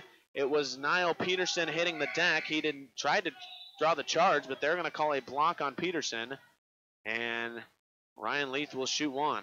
Again, if you look at something here, 5 different Rams have scored here in the first quarter. All 5 of your starters have scored, so a great start. The distributing the ball and points coming in from different spots.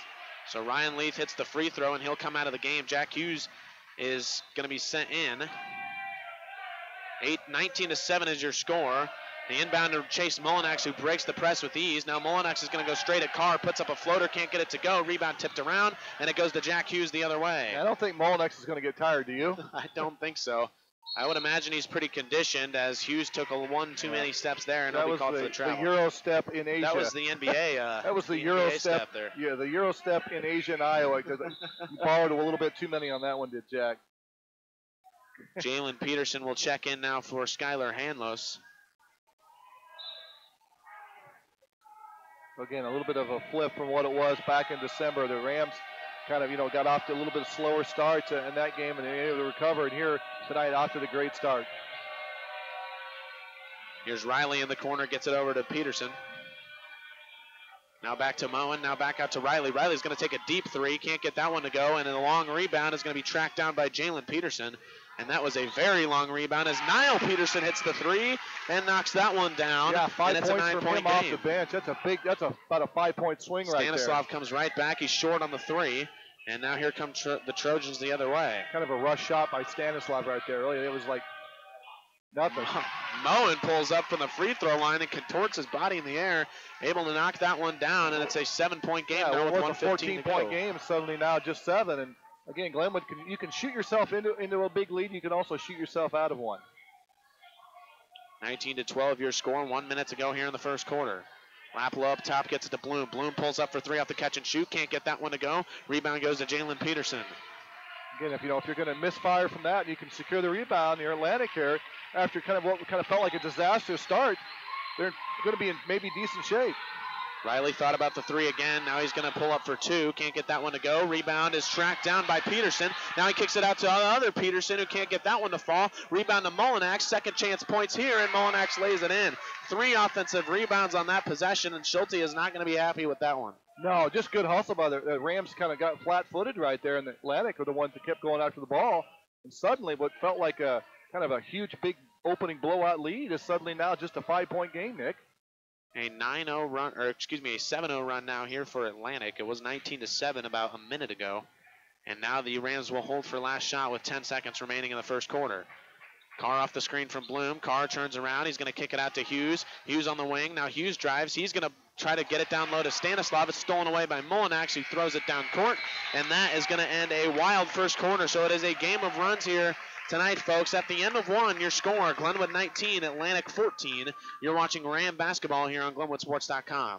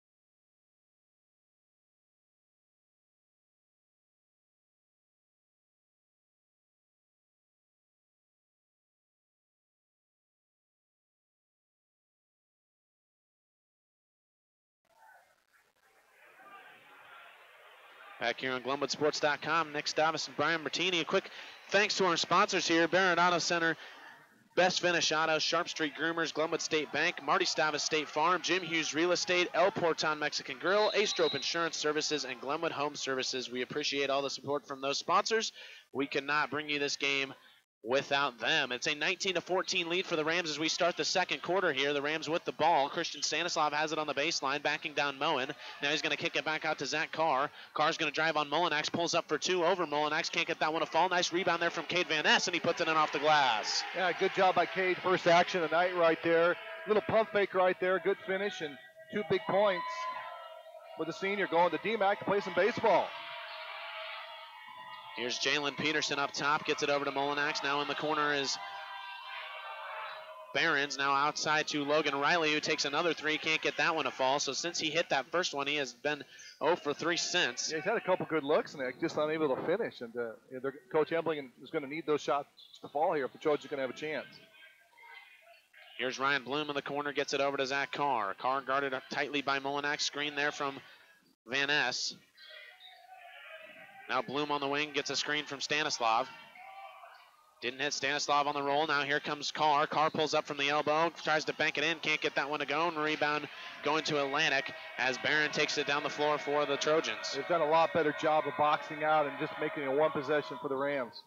Long two there from Tyler Moen, and he knocks that one down. He's got 6. He's quietly got 6 points. And him and Niall Peterson, who come off the bench for 5, really kind of gave it a spark. And now we have a scoreboard malfunction. No, the scoreboard's just turned off. And Jeff Beeson / assistant coach / AD / now scoreboard fixer. Scoreboard operator. Scoreboard maintenance has. So we're going to restart the whole game, Nick. It's 0-0. Oh, there here we go. Oh, there it comes back. Reminds me of the, the 2012 Super Bowl when the lights went out in the Superdome. I think you're right, yeah. The Ravens and the 49ers. But we're back. We're good. Jeff Beeson saves the day. Plug the cord back in. Sometimes it just gets loose, wiggles loose a little bit when the players come up and touch the scoreboard. Long three there from Ryan Bloom. Can't get that one to go, and they're going to get an over the back on Stanislav. Again, right now, Glenwood really not doing a good job of taking good offensive shots. That whole first quarter we mentioned, they built that big lead, Nick, by attacking the basket. I mean, all the points, Stanislav, Bloom, everything was at the rim.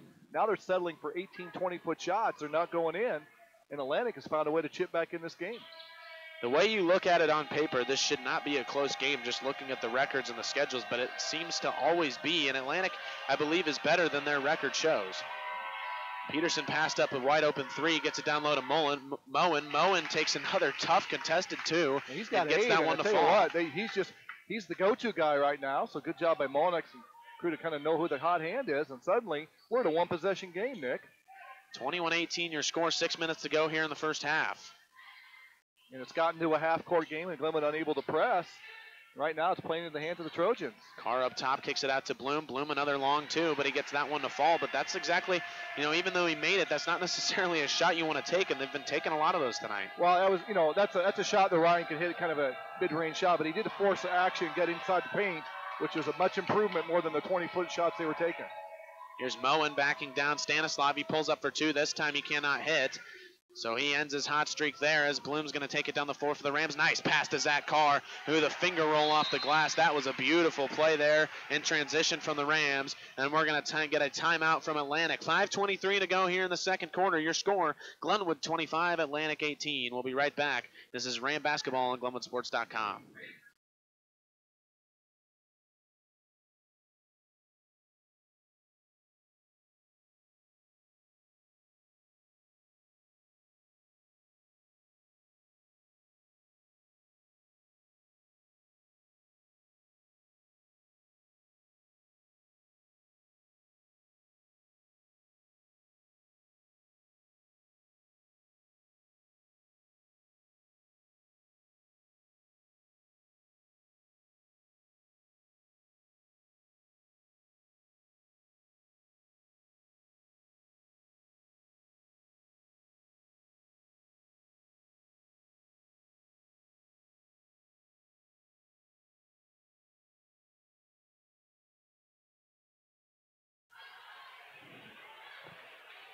Back here on GlenwoodSports.com. Out of the Atlantic timeout, Glenwood leads 25-18, 5:23 to go here in the first half. Atlantic will inbound it here from the baseline. Gets it into Jalen Peterson, now trying to break the full court press here from the Rams, and that one's going to be knocked away and out of bounds off of Ryan Bloom. And one thing the timeout did to allow Glenwood to kind of reset a press and get something set up and put a little bit more extra pressure. Inbound here from Moen. Long pass to Molinax, and it's stolen away by Dax Lapala. Nice defensive play there from Lapala. As Ryan Bloom has it, he just steps up. No one was on him. Steps up for three and knocks it down. A big shot there from Ryan Bloom. And the Rams are back in business, leading by double digits again. Yeah, he's kind of picking up where he left off the other night, Nick. He's up to 11 points, so he's been the kind of the offensive catalyst here for the Rams here first half. Here's Behrens, gets it over to Peterson, now swings it back around to Moen, now back to Behrens. Behrens out to Skylar Handless. Handless is going to take a three. He can shoot. He doesn't knock that one down. And now here comes Bloom the other way. Rams trying to extend this lead here. Kick over to Lapala. Lapala, a three in transition. Can't get that one to fall. Nice offensive rebound from Leith. Can't get that one. And then Christian Stanislav follows it up with another offensive board and a score. Again, now you're seeing the basketball. They're attacking the rim a little bit more, getting to the hoops and some follow-up shots. And the Rams kind of taking advantage of that height that they have right now on the inside. Rams with a 12-point lead here. And that is going to be a foul and one for Skylar Handlos. So it was a 9-0 run for the Rams before that shot went in. And now Handlos will be sent to the line for an and one. And that was a good timeout by Coach Ebling there earlier as the lead got bumped up to 7. He's got to keep this game in a relatively close. You can't, it does you no good to go into the end of the game with timeouts in your back pocket. You got to use them when you need them. And he felt that was a time to burn it. But right now, I think these next couple minutes are really key for them to see if they can stay close. Handlos' free throw is good. 30-21 your score now for for Glenwood with the lead. 4:12 to go in the first half as Jack Hughes walks it up the floor now for the Rams. They're really doing this. Molinex coming in averaging 20. He's only got 2 points, so they're getting some point production out of some people they don't have. Feed down low to Stanislav. Stanislav went up with it, couldn't get it to fall. Now he's going to get his own offensive rebound and then just throws it out in desperation, and Leith tracks it down. Now here's Bloom. Up ahead to Dax Lapala, now over to Hughes, and Hughes is going to pull things out and set up a play. Kind of a 5-out, see if they can really just spread the floor, take advantage of a mismatch somewhere. Here's Lapala over to Hughes. Hughes has a wide open three, and he banks it in. Banks open tonight for Jack Hughes. I wonder if he called it.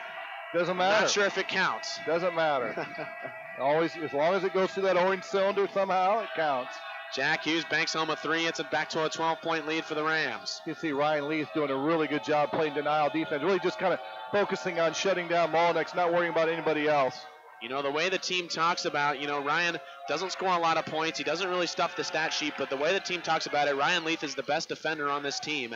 Well, he knows his role too, Nick. He knows that's what he's going to be able to do. He doesn't have to worry. He's got one job, and that's just shut somebody down, and he's doing a great job. You have to think of the footwork, and first-team all-district cornerback. I'm sure he's pretty good at shadowing an opponent, and I can't imagine that would hurt his basketball game as he kicks it out to Dax Lapala, now over to Hughes on the far side in the corner. He can hit a golf ball pretty well, too. Yeah, he's not bad at that either. Now here's Hughes. He's feeling it. Pulls up for three again. Can't get that one to go. Should have banked it. He should have. Just aim for that white square. White square. Yep. It's amazing how the geometry works when you hit it just right, doesn't it? Here's the kick over to Moen in the far side. Student section is loud, especially right in front of the players as Logan Riley pulls up for another three. Can't get that one to go. He has struggled since he hit that first one, but Moen tracks down the offensive rebound and hits another two-point jumper. Does he have that stroke or what? Yeah, he's the guy right now, I think, is just kind of keeping Atlantic somewhat in this game here. He's just finding a way to put the ball in the basket. Here's Leith, gets it over to Hughes, now to Bloom. Bloom's going to take a long three, and Bloom knocks that one down. Ryan Bloom has been on fire these last two games, and he is tonight as well. He's got 17 points. Yeah, he's just 14 points. Another one of those guys, just kind of a tough matchup for people. Take you off the dribble, can shoot the perimeter, and finish at the rim. 14 points for Ryan Bloom so far in this game.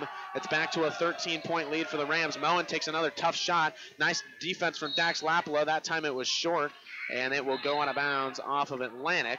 Zach Carr will check back into the game for Jack Hughes. And now the Rams, the Atlantic's kind of been pushing them, but the Rams kind of sitting comfortably here. You have to like what they're doing. You're a 13-point lead with a minute and a half to go. While they're realizing that they will be patient offensively and take advantage of some mismatches. Wait till that offense kind of rolls through a few screens, cuts, and then when you get the play you want, finish and score. Bloom with his little signature floater can't get that one to fall this time. As Mullinex hits the deck, Mullinex only 2 points on the night. He's the second leading scorer in the Hawkeye 10, but he has 2 points here through the first 2 quarters. Yeah, Ryan Leach just been kind of a blanket on him right now. He's just been attached to him and really not letting him get any chances to score. And they're going to call a foul on Zach Carr. He didn't like that one. Skylar Hanlos trying to drive baseline. Yeah, Carr just a little bit of a hip right there and, got caught flat-footed. And official standing right there said, nope, pushed him out of bounds, therefore it's a foul. It is refreshing, though, officials and players. It's been a pretty clean game, which is refreshing to watch, and it looks like that might have been a travel. Coach Schulte was not happy as Sam Granner lays that one in, his first points of the night. And you get the feeling here, let's see if Glenwood's now is going to hold possession. They'll have a chance to, get a chance to kind of see if they can bump this up from 11 and maybe bump this to 13 or 14 here. As I was saying, a clean game, only 3 fouls apiece on either team, so that's pretty solid for a high school basketball game. And it's always more fun when you get to watch teams play rather than constant whistles. Right. Well, again, both teams have done a good job of, the spacing and stuff like that. There hasn't been a lot of contact under the rim beyond. The officials have done a nice job letting the kids play, too. So now 15 seconds left. Rams holding for last shot here. They lead by 11, 36-25. Carr's going to walk it up here. Now Carr's going to drive on Mullinex. Kick out to Leith. Leith, a wide open 3 in the corner. Leith can't get that one to fall. Rebound goes to Moen, and that is going to be a foul. And now the Trojans will get an inbound with 2 seconds remaining. Well, it doesn't look like much, but it's one of those fouls that Bloom picks up a foul. They're going to actually sub in Jack Hughes here with 2 seconds left. Now they have 6 guys on the floor. Zach Carr's going to come out of the game for the last 2 seconds here. I think Schulte meant to sub him in about a minute ago, but it just never stopped. Now with 2 seconds, a desperation heave here from Skylar Hanlos, and it's short, and that will bring us to halftime. So a quick first half here sees the Rams with a 36-25 lead over the Atlantic Trojans. Stay tuned. In about 10 minutes, we'll be back with the second half. This is Ram Basketball on GlenwoodSports.com.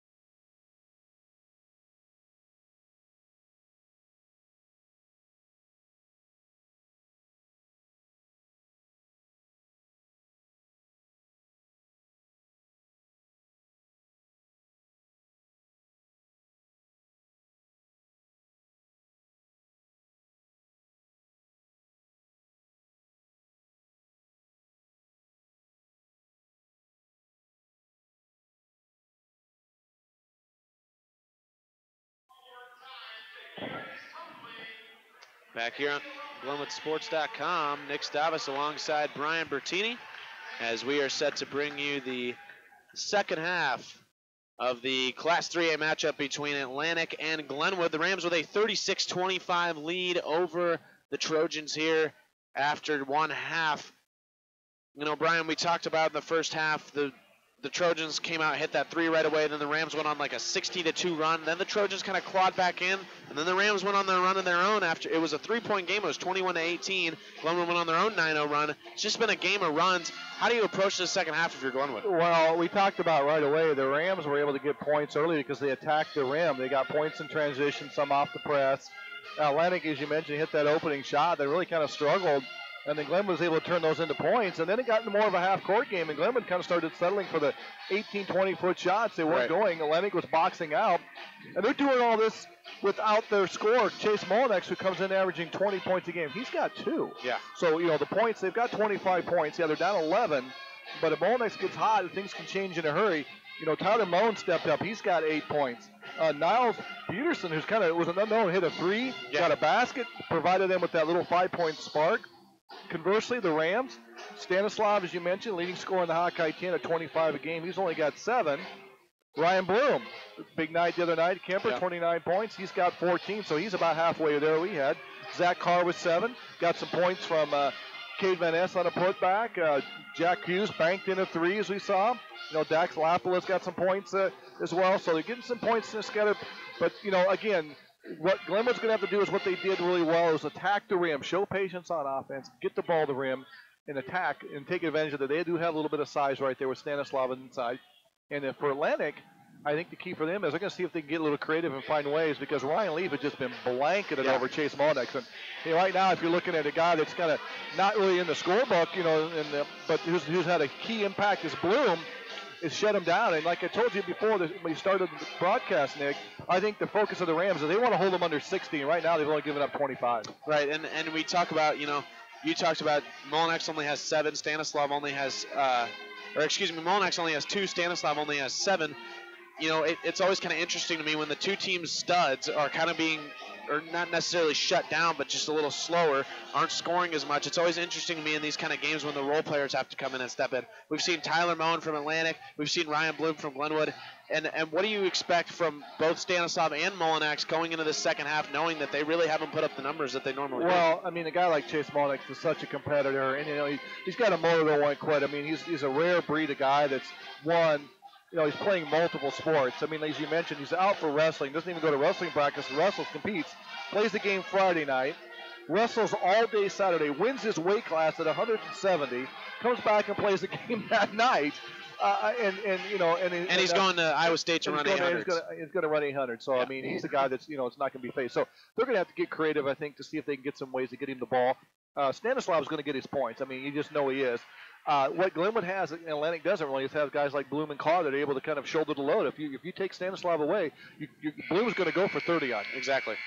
So we are getting set to start the second half in what seems to be a rivalry that has formed over the last 4 or 5 years. Glenwood and Atlantic, the second half coming your way here. 8 minutes on the clock. We have to say, top off, there was a nice performance from Gary's tumbling group, Gina Springhauer, formerly Jeff Maloney, and their group. Alumni came back and performed, and some of the players, it was great to see Gina able to get back on the map there a little bit and do some tumbling, and a great standing ovation for all those people. Special moment here in Glenwood at halftime, and now we are ready for a second half of Hawkeye 10 basketball. Skylar Hanlos comes right out and shoots a 3, rolls around the rim, can't get it to fall, and then Ryan Bloom will knock it out of bounds, and it will remain with Atlantic. Well, again, this first 3 minutes are key. Is if Atlantic wants to stay within striking distance, Nick, they're going to have to find some points early, and Glenwood's just got to stay disciplined defense, make sure you follow your man. Moen has it up top. He was the leading scorer for Atlantic in the first half, guarded tightly by Lapala. Now Moen trying to dribble through traffic, kicks it out to Riley. Riley tries to put it up, cannot get the 3 to fall, and it'll be out of bounds off of Ryan Bloom. So the Rams getting defensive rebounds and then turning it over. Yeah, he just couldn't get a handle on that ball. He just tried to, just enough of a loose ball. So Atlantic, another chance of possession here to get the score. Logan Riley hit his first shot of the night, a 3-pointer right out of the gate as Molinak shoots one way short, and they're going to get another offensive rebound, and finally the Rams will come down with it as Dax Lapala comes the other way. Here's Ryan Bloom straight to the bucket, puts it off the glass, somehow gets that wild shot to fall, and will be sent to the line for one. Well, there's the difference right there, how fast you can go from defense to offense. You know, the Rams, one quick pass, Bloom with the speed, quickness, one dribble, takes off about 18 feet, Nick, gets a high arching shot off the glass, the bank, as you mentioned, geometry works, shots in, and a chance for a three-point play. That three-point play is no good as Bloom misses the free throw long on the back iron. It's a 13-point lead for Glenwood, 7 minutes to go here in the third quarter. Behrens takes it right at Stanislav, cannot get it to fall, and here comes Bloom the other way. Over to Leith, now out to Bloom, now over to Stanislav. Stanislav takes it right at Moen, can't get that one to go off the glass, and the rebound coming the other way here for Atlantic. A little bit of a forced shot by Stanislav right there. Just didn't get a good angle. Here's Hanlos up top, guarded tightly here by Carr. And Hanlos is going to travel, yeah. Zach Carr thought it was a foul on him, and he was about to throw a fit, but he knew that Skylar Hanlos just fell over. There was a little contact, but yeah, he just kind of stumbled over his feet, and Zach's saying, I got to keep playing a little bit more, because foul number 3 right there, Coach Schulte probably take him and sit him for a couple minutes. Other than that, no real foul trouble at all for the Rams. Only 6 fouls in total, three for each team in the first half, so a pretty clean game so far. As the Rams now have possession, as Stanislav will pull up for 3 right in front of the student section. That one is in and out, and it will go the other way. Stanislav not himself tonight. He is having a poor shooting night, trying to shoot out of that slump. Well, again, you know, they're getting some hands up in his face. He's had his shots. I think he got his points early, Nick, by attacking the basket. Here's Riley, another long 3. Can't get that one to go. Brian, he hit his first 3, and I think he's 0 for 7 since shooting that one. He's really struggling. I mean, a shooter's got to keep shooting, but some point, yeah, he's just not, this is not his night for offense tonight. Stanislav swings it over to Leith. Rams with some nice ball movement here. Carr over in the corner gets a screen from Bloom. Carr takes a long 2, can't get that one to go. Now the rebound tipped around and going the other way, so both teams struggling to get the ball in the hoop here to start this second half. Yeah, we had that opening kind of basket by Bloom there, and about 30 seconds in, and that's been the only offense here this quarter. Moen goes in wildly, can't get that one to go. Rebound goes to Stanislav, now up ahead to a wide open Leith. Now a nice pass to Bloom. Bloom off the glass, no good, but a foul is called, and Bloom will go to the line for 2. A nice awareness there from Ryan Leith. He knew he didn't have the shot because the pass was a little high. Handed it off to Bloom, and Bloom will head to the line. Well, you saw his teammate cutting. He had seen a good vision. He was in a good spot for that. And Bloom, Ryan did a great job of, attacking the basket, not sitting and waiting, and you get rewarded for that, which he is right now at the free throw line.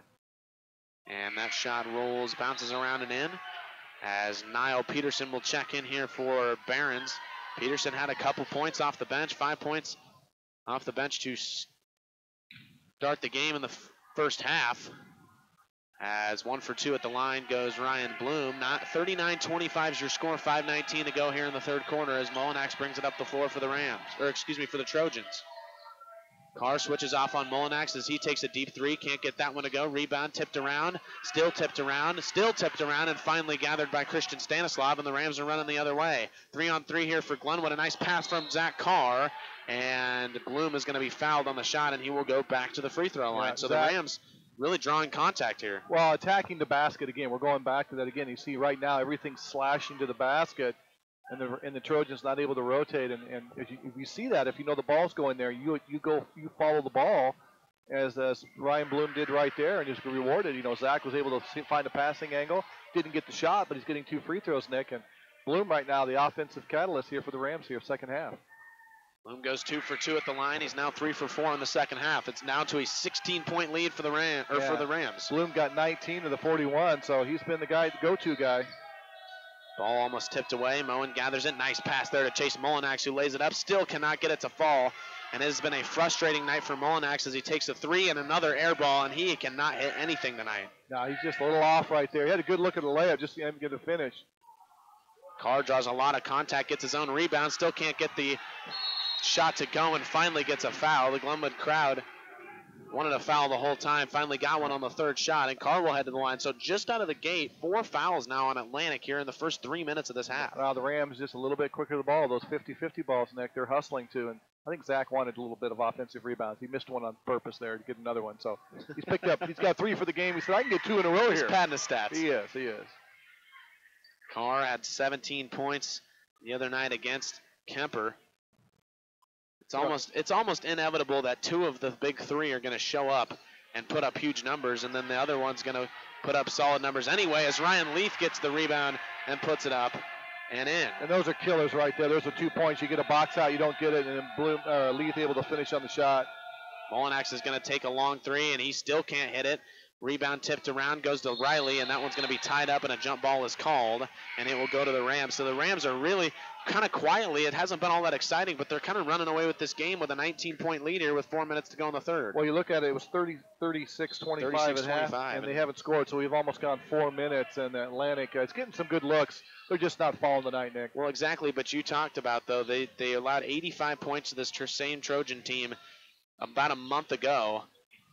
And now tonight, just 25 points through the first 2.5 quarters. Well, and you could see how they could. I mean, they've got guys that can shoot it. Guys like Logan Riley and Chase Mullinex gets hot. And then, Tyler Moen Hanlos. And Hanlos. All of a sudden, those guys start having some shots fall.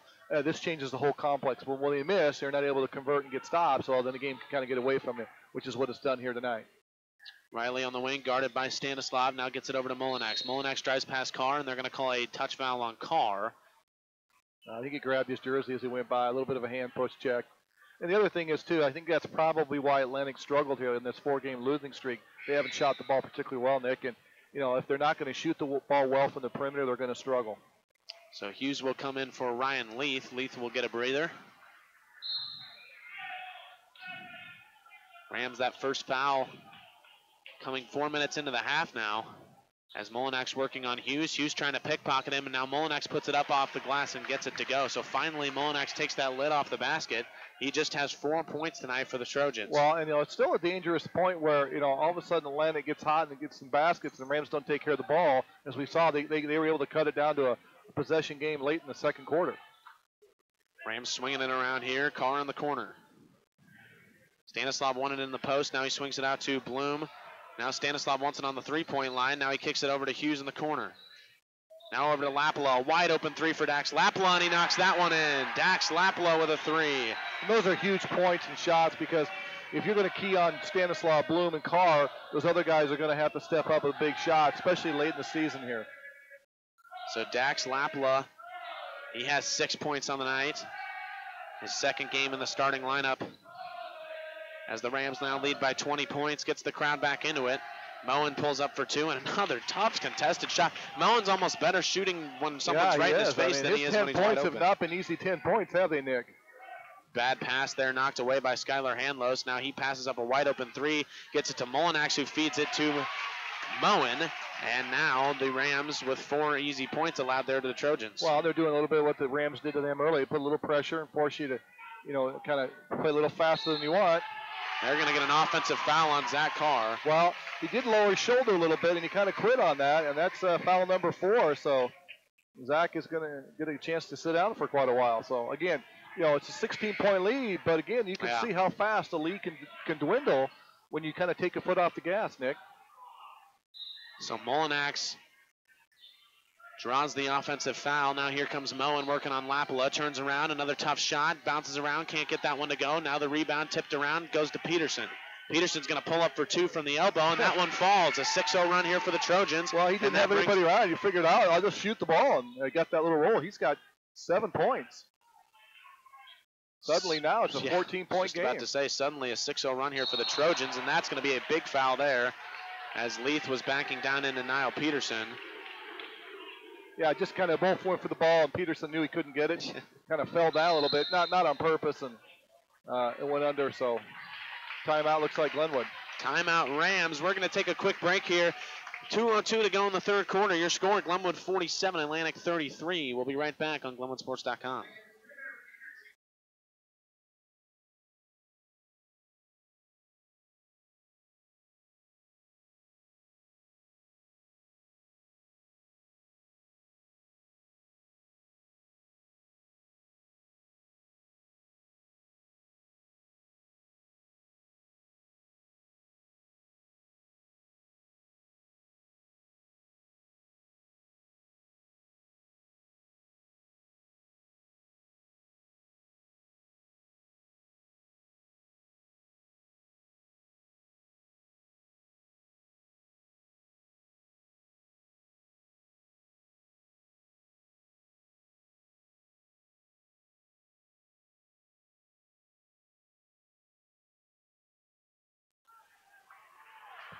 Back here on GlenwoodSports.com.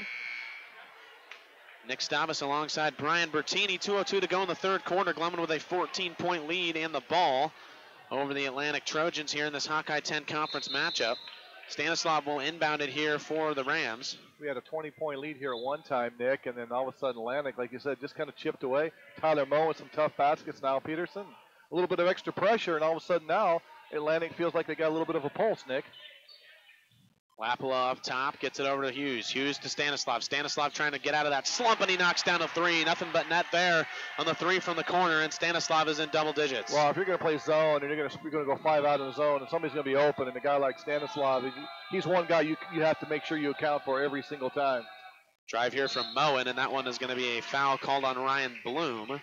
So Bloom, he's probably been the guy that's impressed me the most tonight for Atlantic. Absolutely. His ability just to find ways to get the ball. You mentioned it earlier, Nick. His points are tough shot points. Yeah, they are. He is the king of that 10 to 15 foot pull up right in your face 2-point shot, and he has shown that tonight as Tyler Moen will head to the line for 2 shots here. Even that move right there, he knew the Bloom was going to be kind of contesting that. He kind of held the body a little bit right there, and Bloom kind of came across him, and he didn't get the basket, but he's going to get 2 free throws. Missed the first, but he still gets a chance to score here. Lapala comes out, Van Ness comes in. Moen missed the front end here, and he will shoot. The second one is good.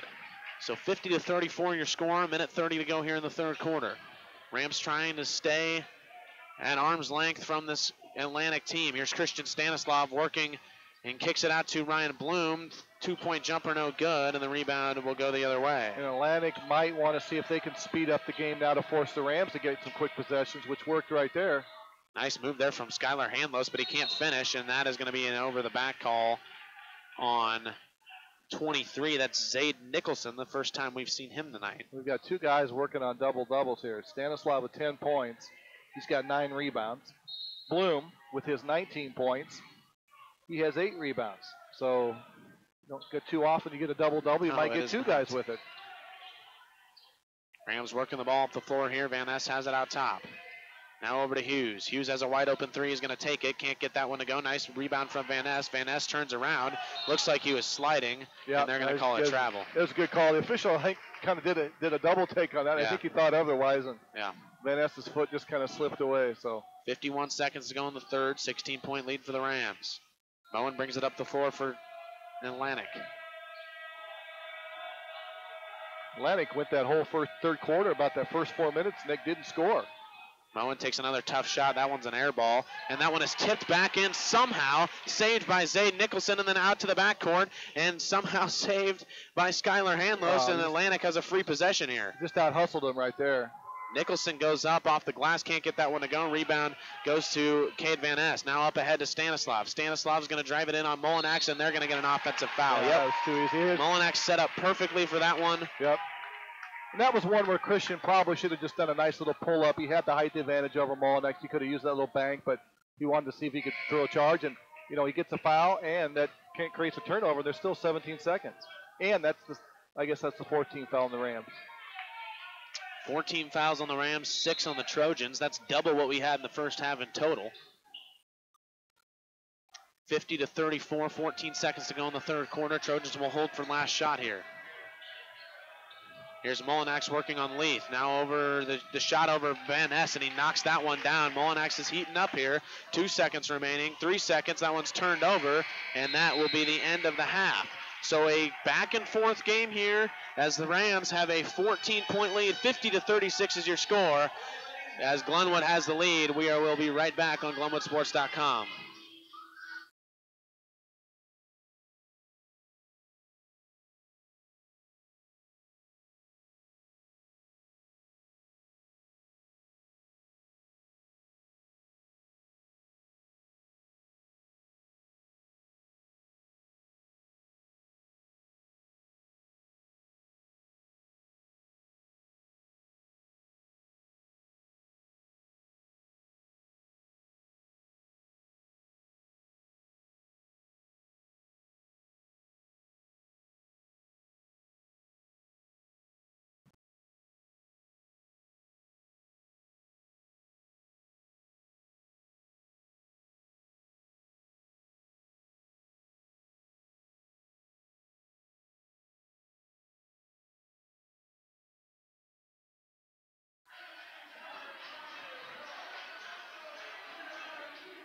Back here on GlenwoodSports.com, Nick Stavis alongside Brian Bertini. Thank our sponsors really quick.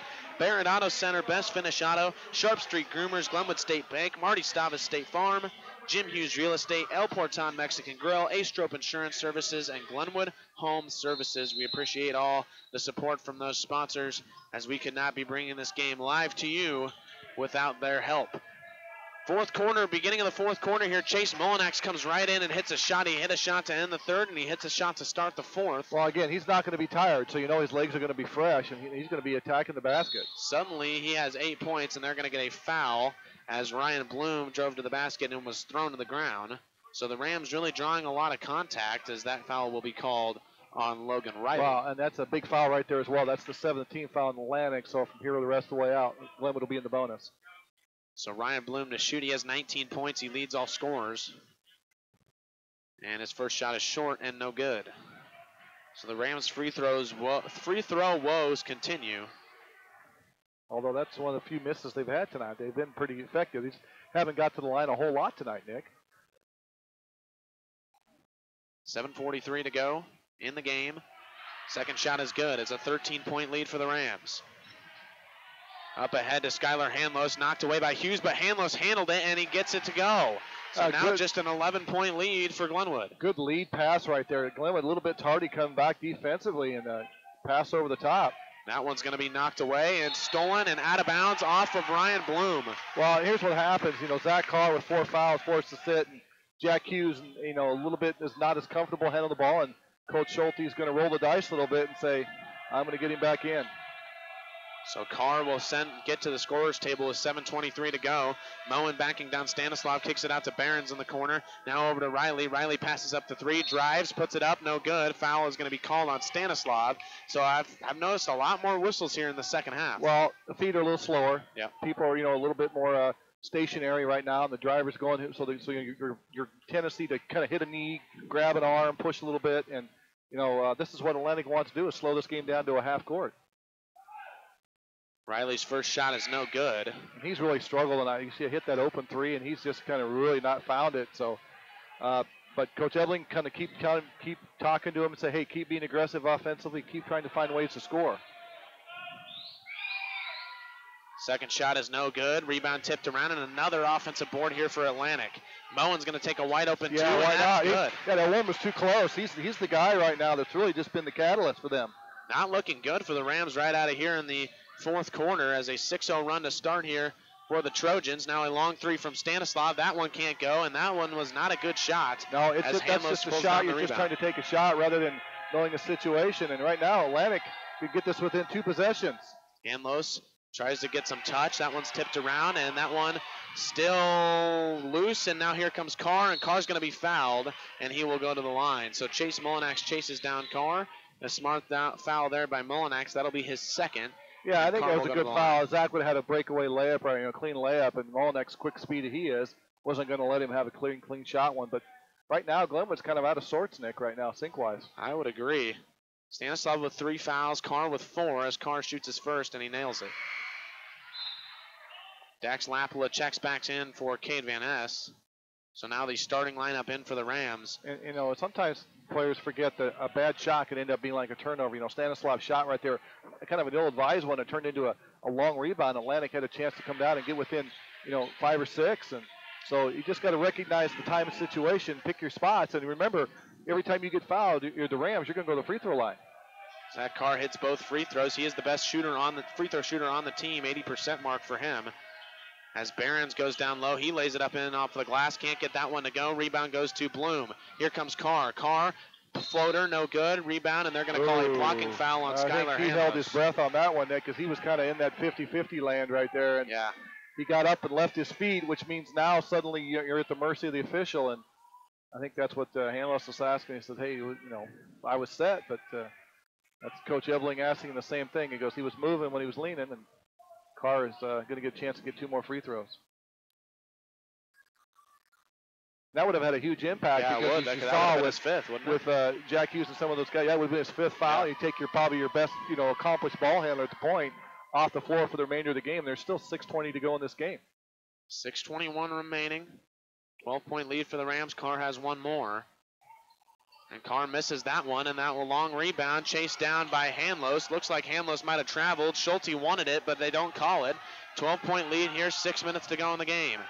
Hanlos a long three. Can't get that one to go. Long rebound goes out to Riley. Offensive boards are key here for Atlantic. They are killing the Rams on the offensive glass.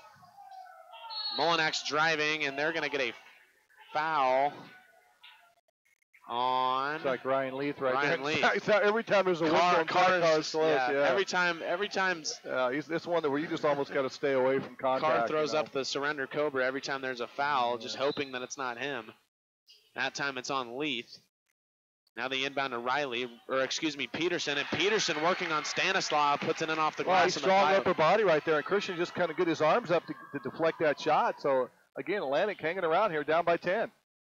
Leith over to Bloom. Bloom a three from the corner, and that one's good. Ryan Bloom knocks down a huge shot. He's got 23 on the night, and that time he puts the Rams up 13 with 5:39 to go. Here's Hanlos. Crowd getting loud as Mullinax answers with another deep three. What a game we've got here as a timeout called by Ebling. And the Rams and Trojans are back and forth. 5:31 to go in the game. Glenwood and Atlantic. The Rams lead by 10. We'll be right back on GlenwoodSports.com.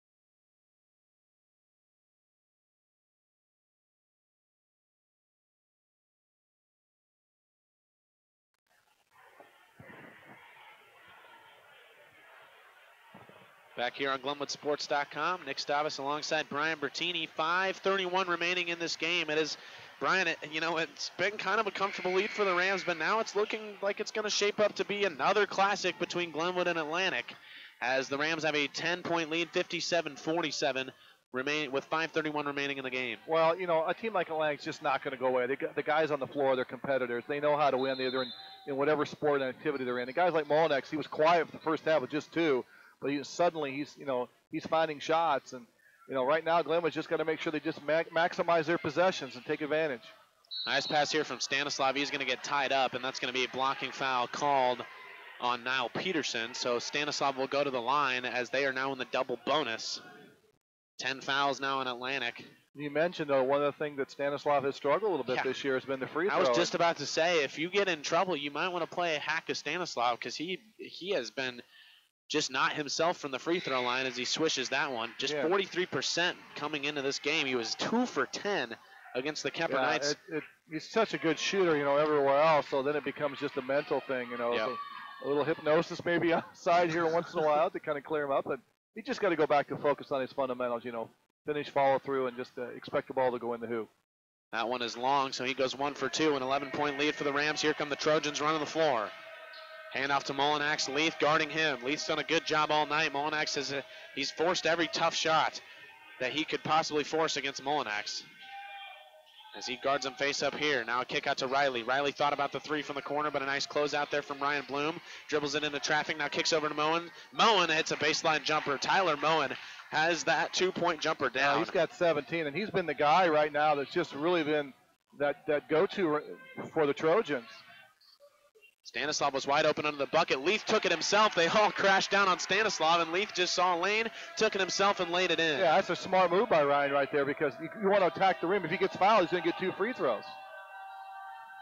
Lapala guarding Moen. Moen thought about another tough shot, now gets it over to Peterson, and Peterson is all over. So now as you said earlier, this Atlantic team is dangerous once they start hitting shots, and we're seeing it right now. Well, they can press. They've had some success here when they've kind of extended their defense as well, forced the Rams to play a little bit faster than they wanted to.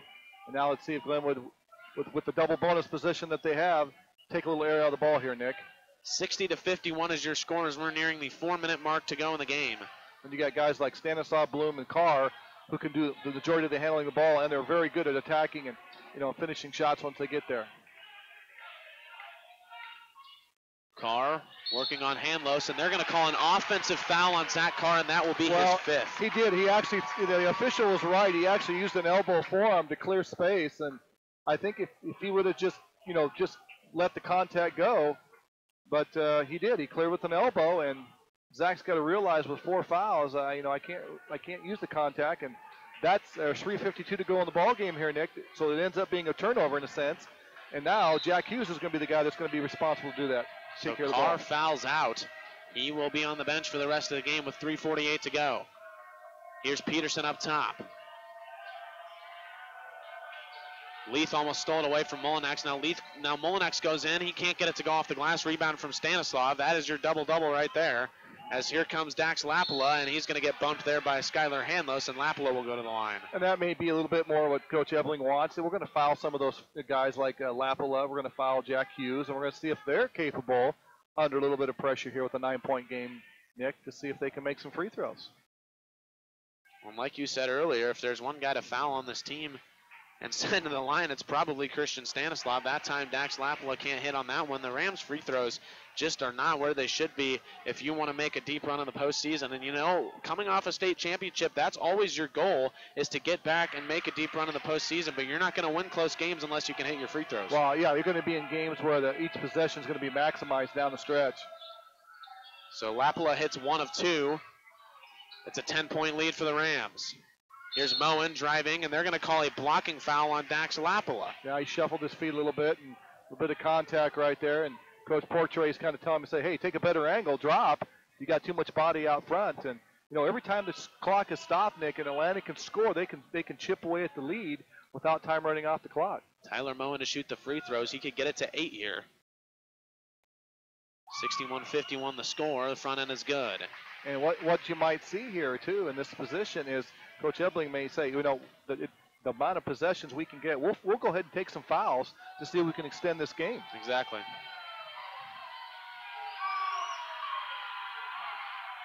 Moen's second free throw, no good, long. Nice rebound there from Ryan Leith. Hand off to Hughes. Hughes trying to find somebody to get it to. Still can't find somebody. Now here comes Ryan Bloom. Bloom's going to have to pass it down to Leith.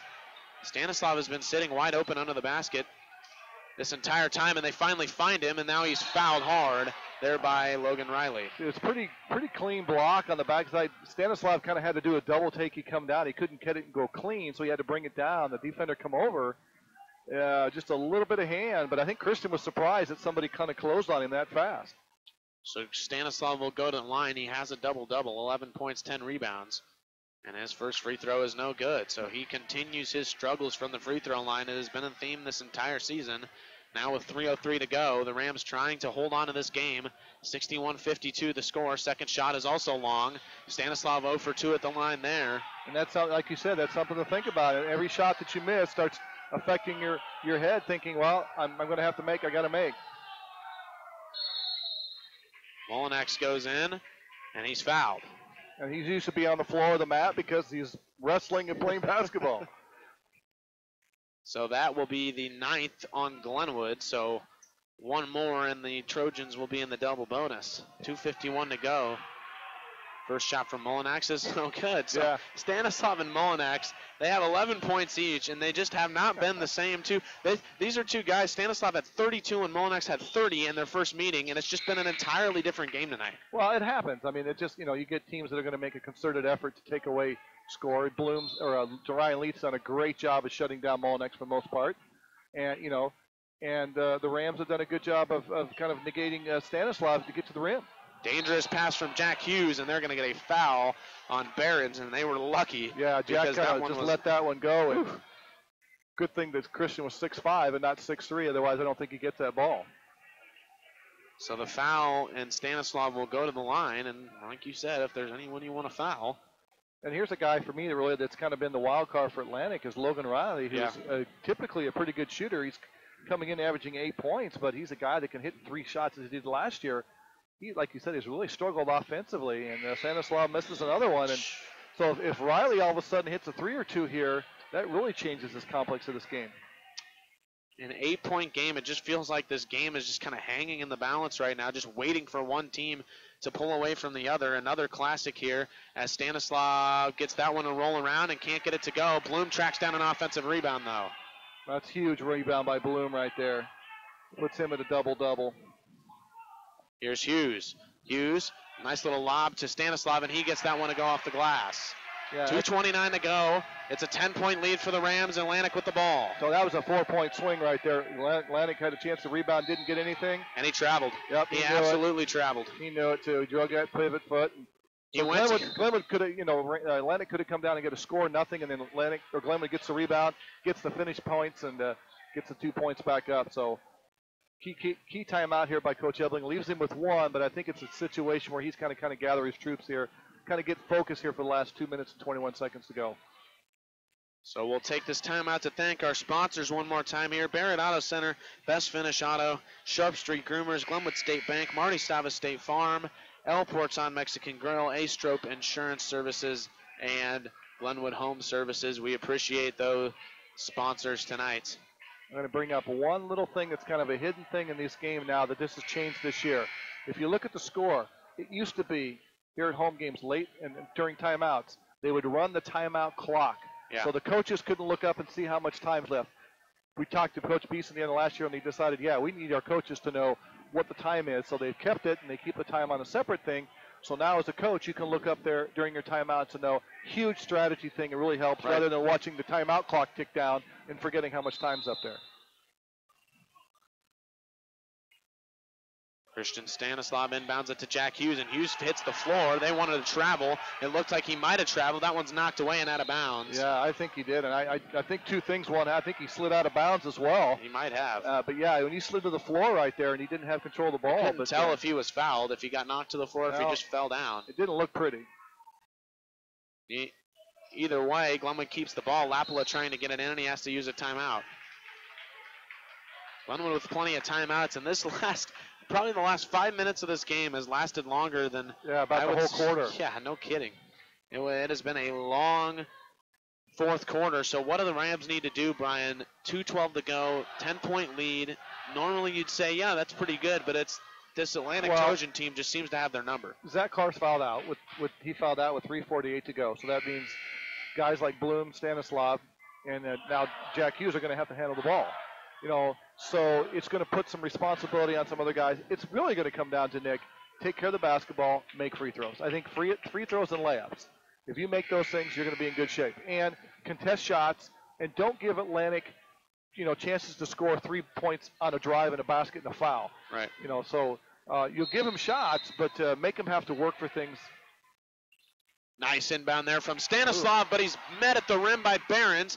Behrens gets it up ahead to Molinax, and Molinax puts it up off the glass and in. Huge play there. Yeah. That was actually Tyler Moen on the block. 4-point swing right there. Looked like Rams are going to get 2 points. Now you're Stanislav, and an easy slam there, and that could be the spark the Rams need to finish this game off. Under 2 minutes to go. Christian Stanislav throws it down. Molinax pulls up for three. That one bounces around and in. What a game here in Glenwood as Atlantic takes a timeout, and we're going to take a breather. It's coming down to the wire, folks. 1:45 to go in the game, and it's a 7-point lead for the Rams. We'll be right back on GlenwoodSports.com.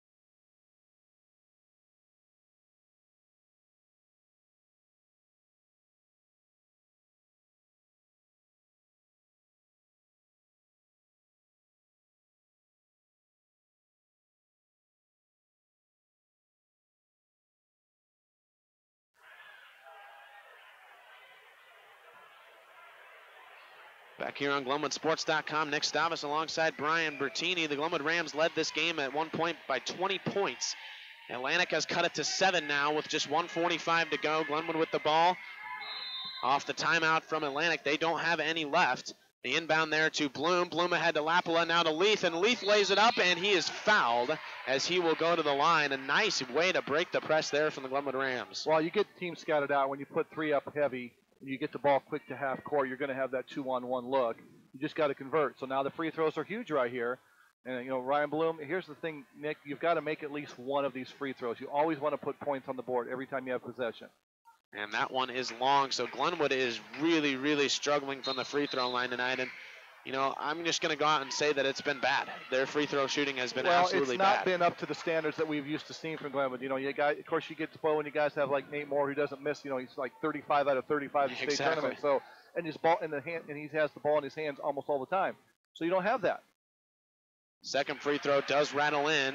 8-point lead for the Rams, 1:40 to go. As you mentioned, Hanlos brings it up the Atlantic floor. without timeout, so they can't stop the clock. That looked like it might have been a travel, but Hanlos gets away with it.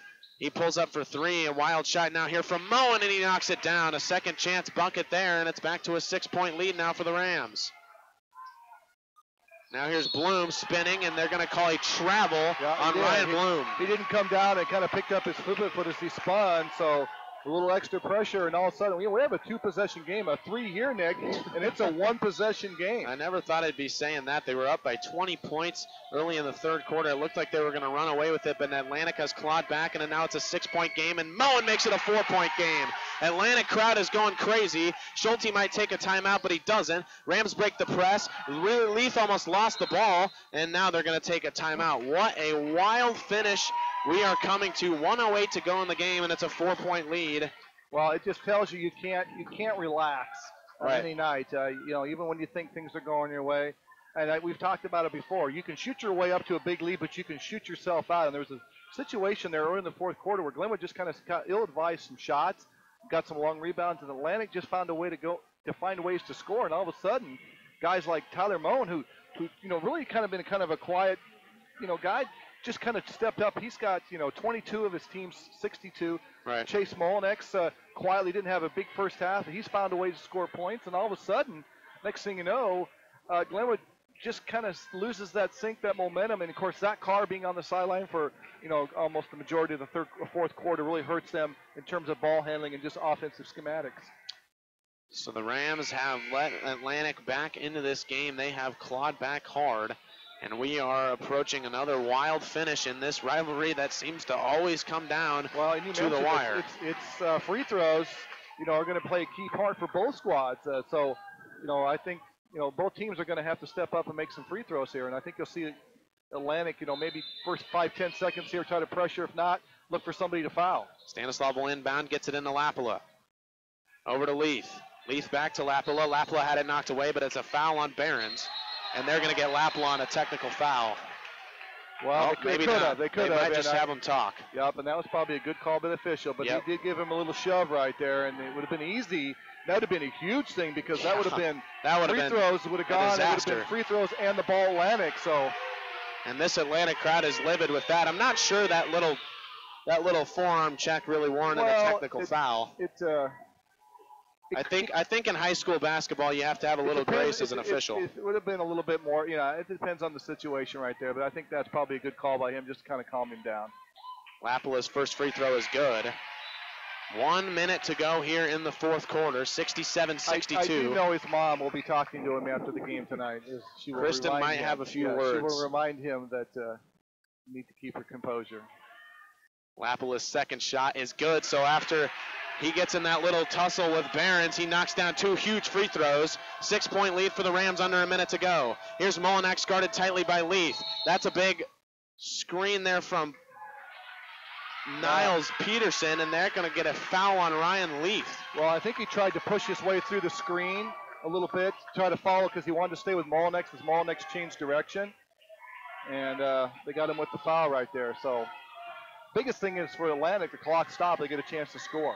So Niall Peterson will go to the line for 2, 55 seconds remaining. Crowd is loud, and that one drops. Yeah, he's the guy that I don't know if he'd be the guy that would be stepping up making free throws, but he buried that one like he'd done it all his life. This Atlantic crowd getting into it, the Glenwood crowd getting into it. It just seems like this rivalry always comes down to this. And the second shot is good. Ice in the veins of Niall Peterson, and the inbound there to Dax Lapala with under 50 seconds to go. And Hughes is going to be fouled there by Skylar Hanlos, and Hanlos helps him up. Yeah, Jack just kind of fumbled right there on his He own. So fell right on the ball. He did fall over here a little bit because he just kind of fell on his own right there. So we'll see. This is big free throws for him right here. Again, you want to make that first one. Make that first one. Make this still, keep that distance. Always put points on the board. 50 seconds remaining. 4-point lead for the Rams. Hughes' first shot is long. And here's this big rebound right now. If you're Atlantic, you want to box out, make sure you secure it. If you're Glenwood, you don't want to get a foul trying to go over the top. As you see Stanislav back and Leith matched up with Molinex. And Hughes' second shot is good. So a 5-point lead now for the Rams with 50 seconds to go. Inbound to Tyler Moen. Guarded in the full court here by Ryan Bloom. Moen's going to take a hop, and they're going to get a travel. Yeah, he just double hopped. Absolutely. Right He double hopped there. I think he looked to try to pass. He realized he couldn't get it and double hop. Still a 2-possession game right now. So Moen travels, turns it over. 44 seconds to go. Stanislav to inbound. Atlantic going defense for offense. Inbound to Lapalo. The Rams have done a good job, and the scoreboard's off. The clock continues to run. Here comes Lapala. They're trying to get him to stop. Stanislav goes up for the shot. Rebound goes. Oh, the clock disappeared again. Yes, the scoreboard has disappeared again. Oh, that cost Atlantic 2 points. Yeah, it did. Atlantic had a wide open lay-in, and the ref stopped the clock. And it's nothing it did. It cost them 2 points because there was nobody there, was there? Wow. What a wild finish. So the scoreboard went out. The clock continued to run, so it's really not that big an issue, I don't think.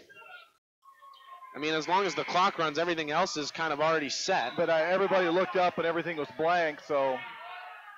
So now the Atlantic fans are livid, and they probably have a right to be because they had a wide open lane and the referee stopped the game to get the scoreboard back on. Maybe you just let it run if he scores, then restart.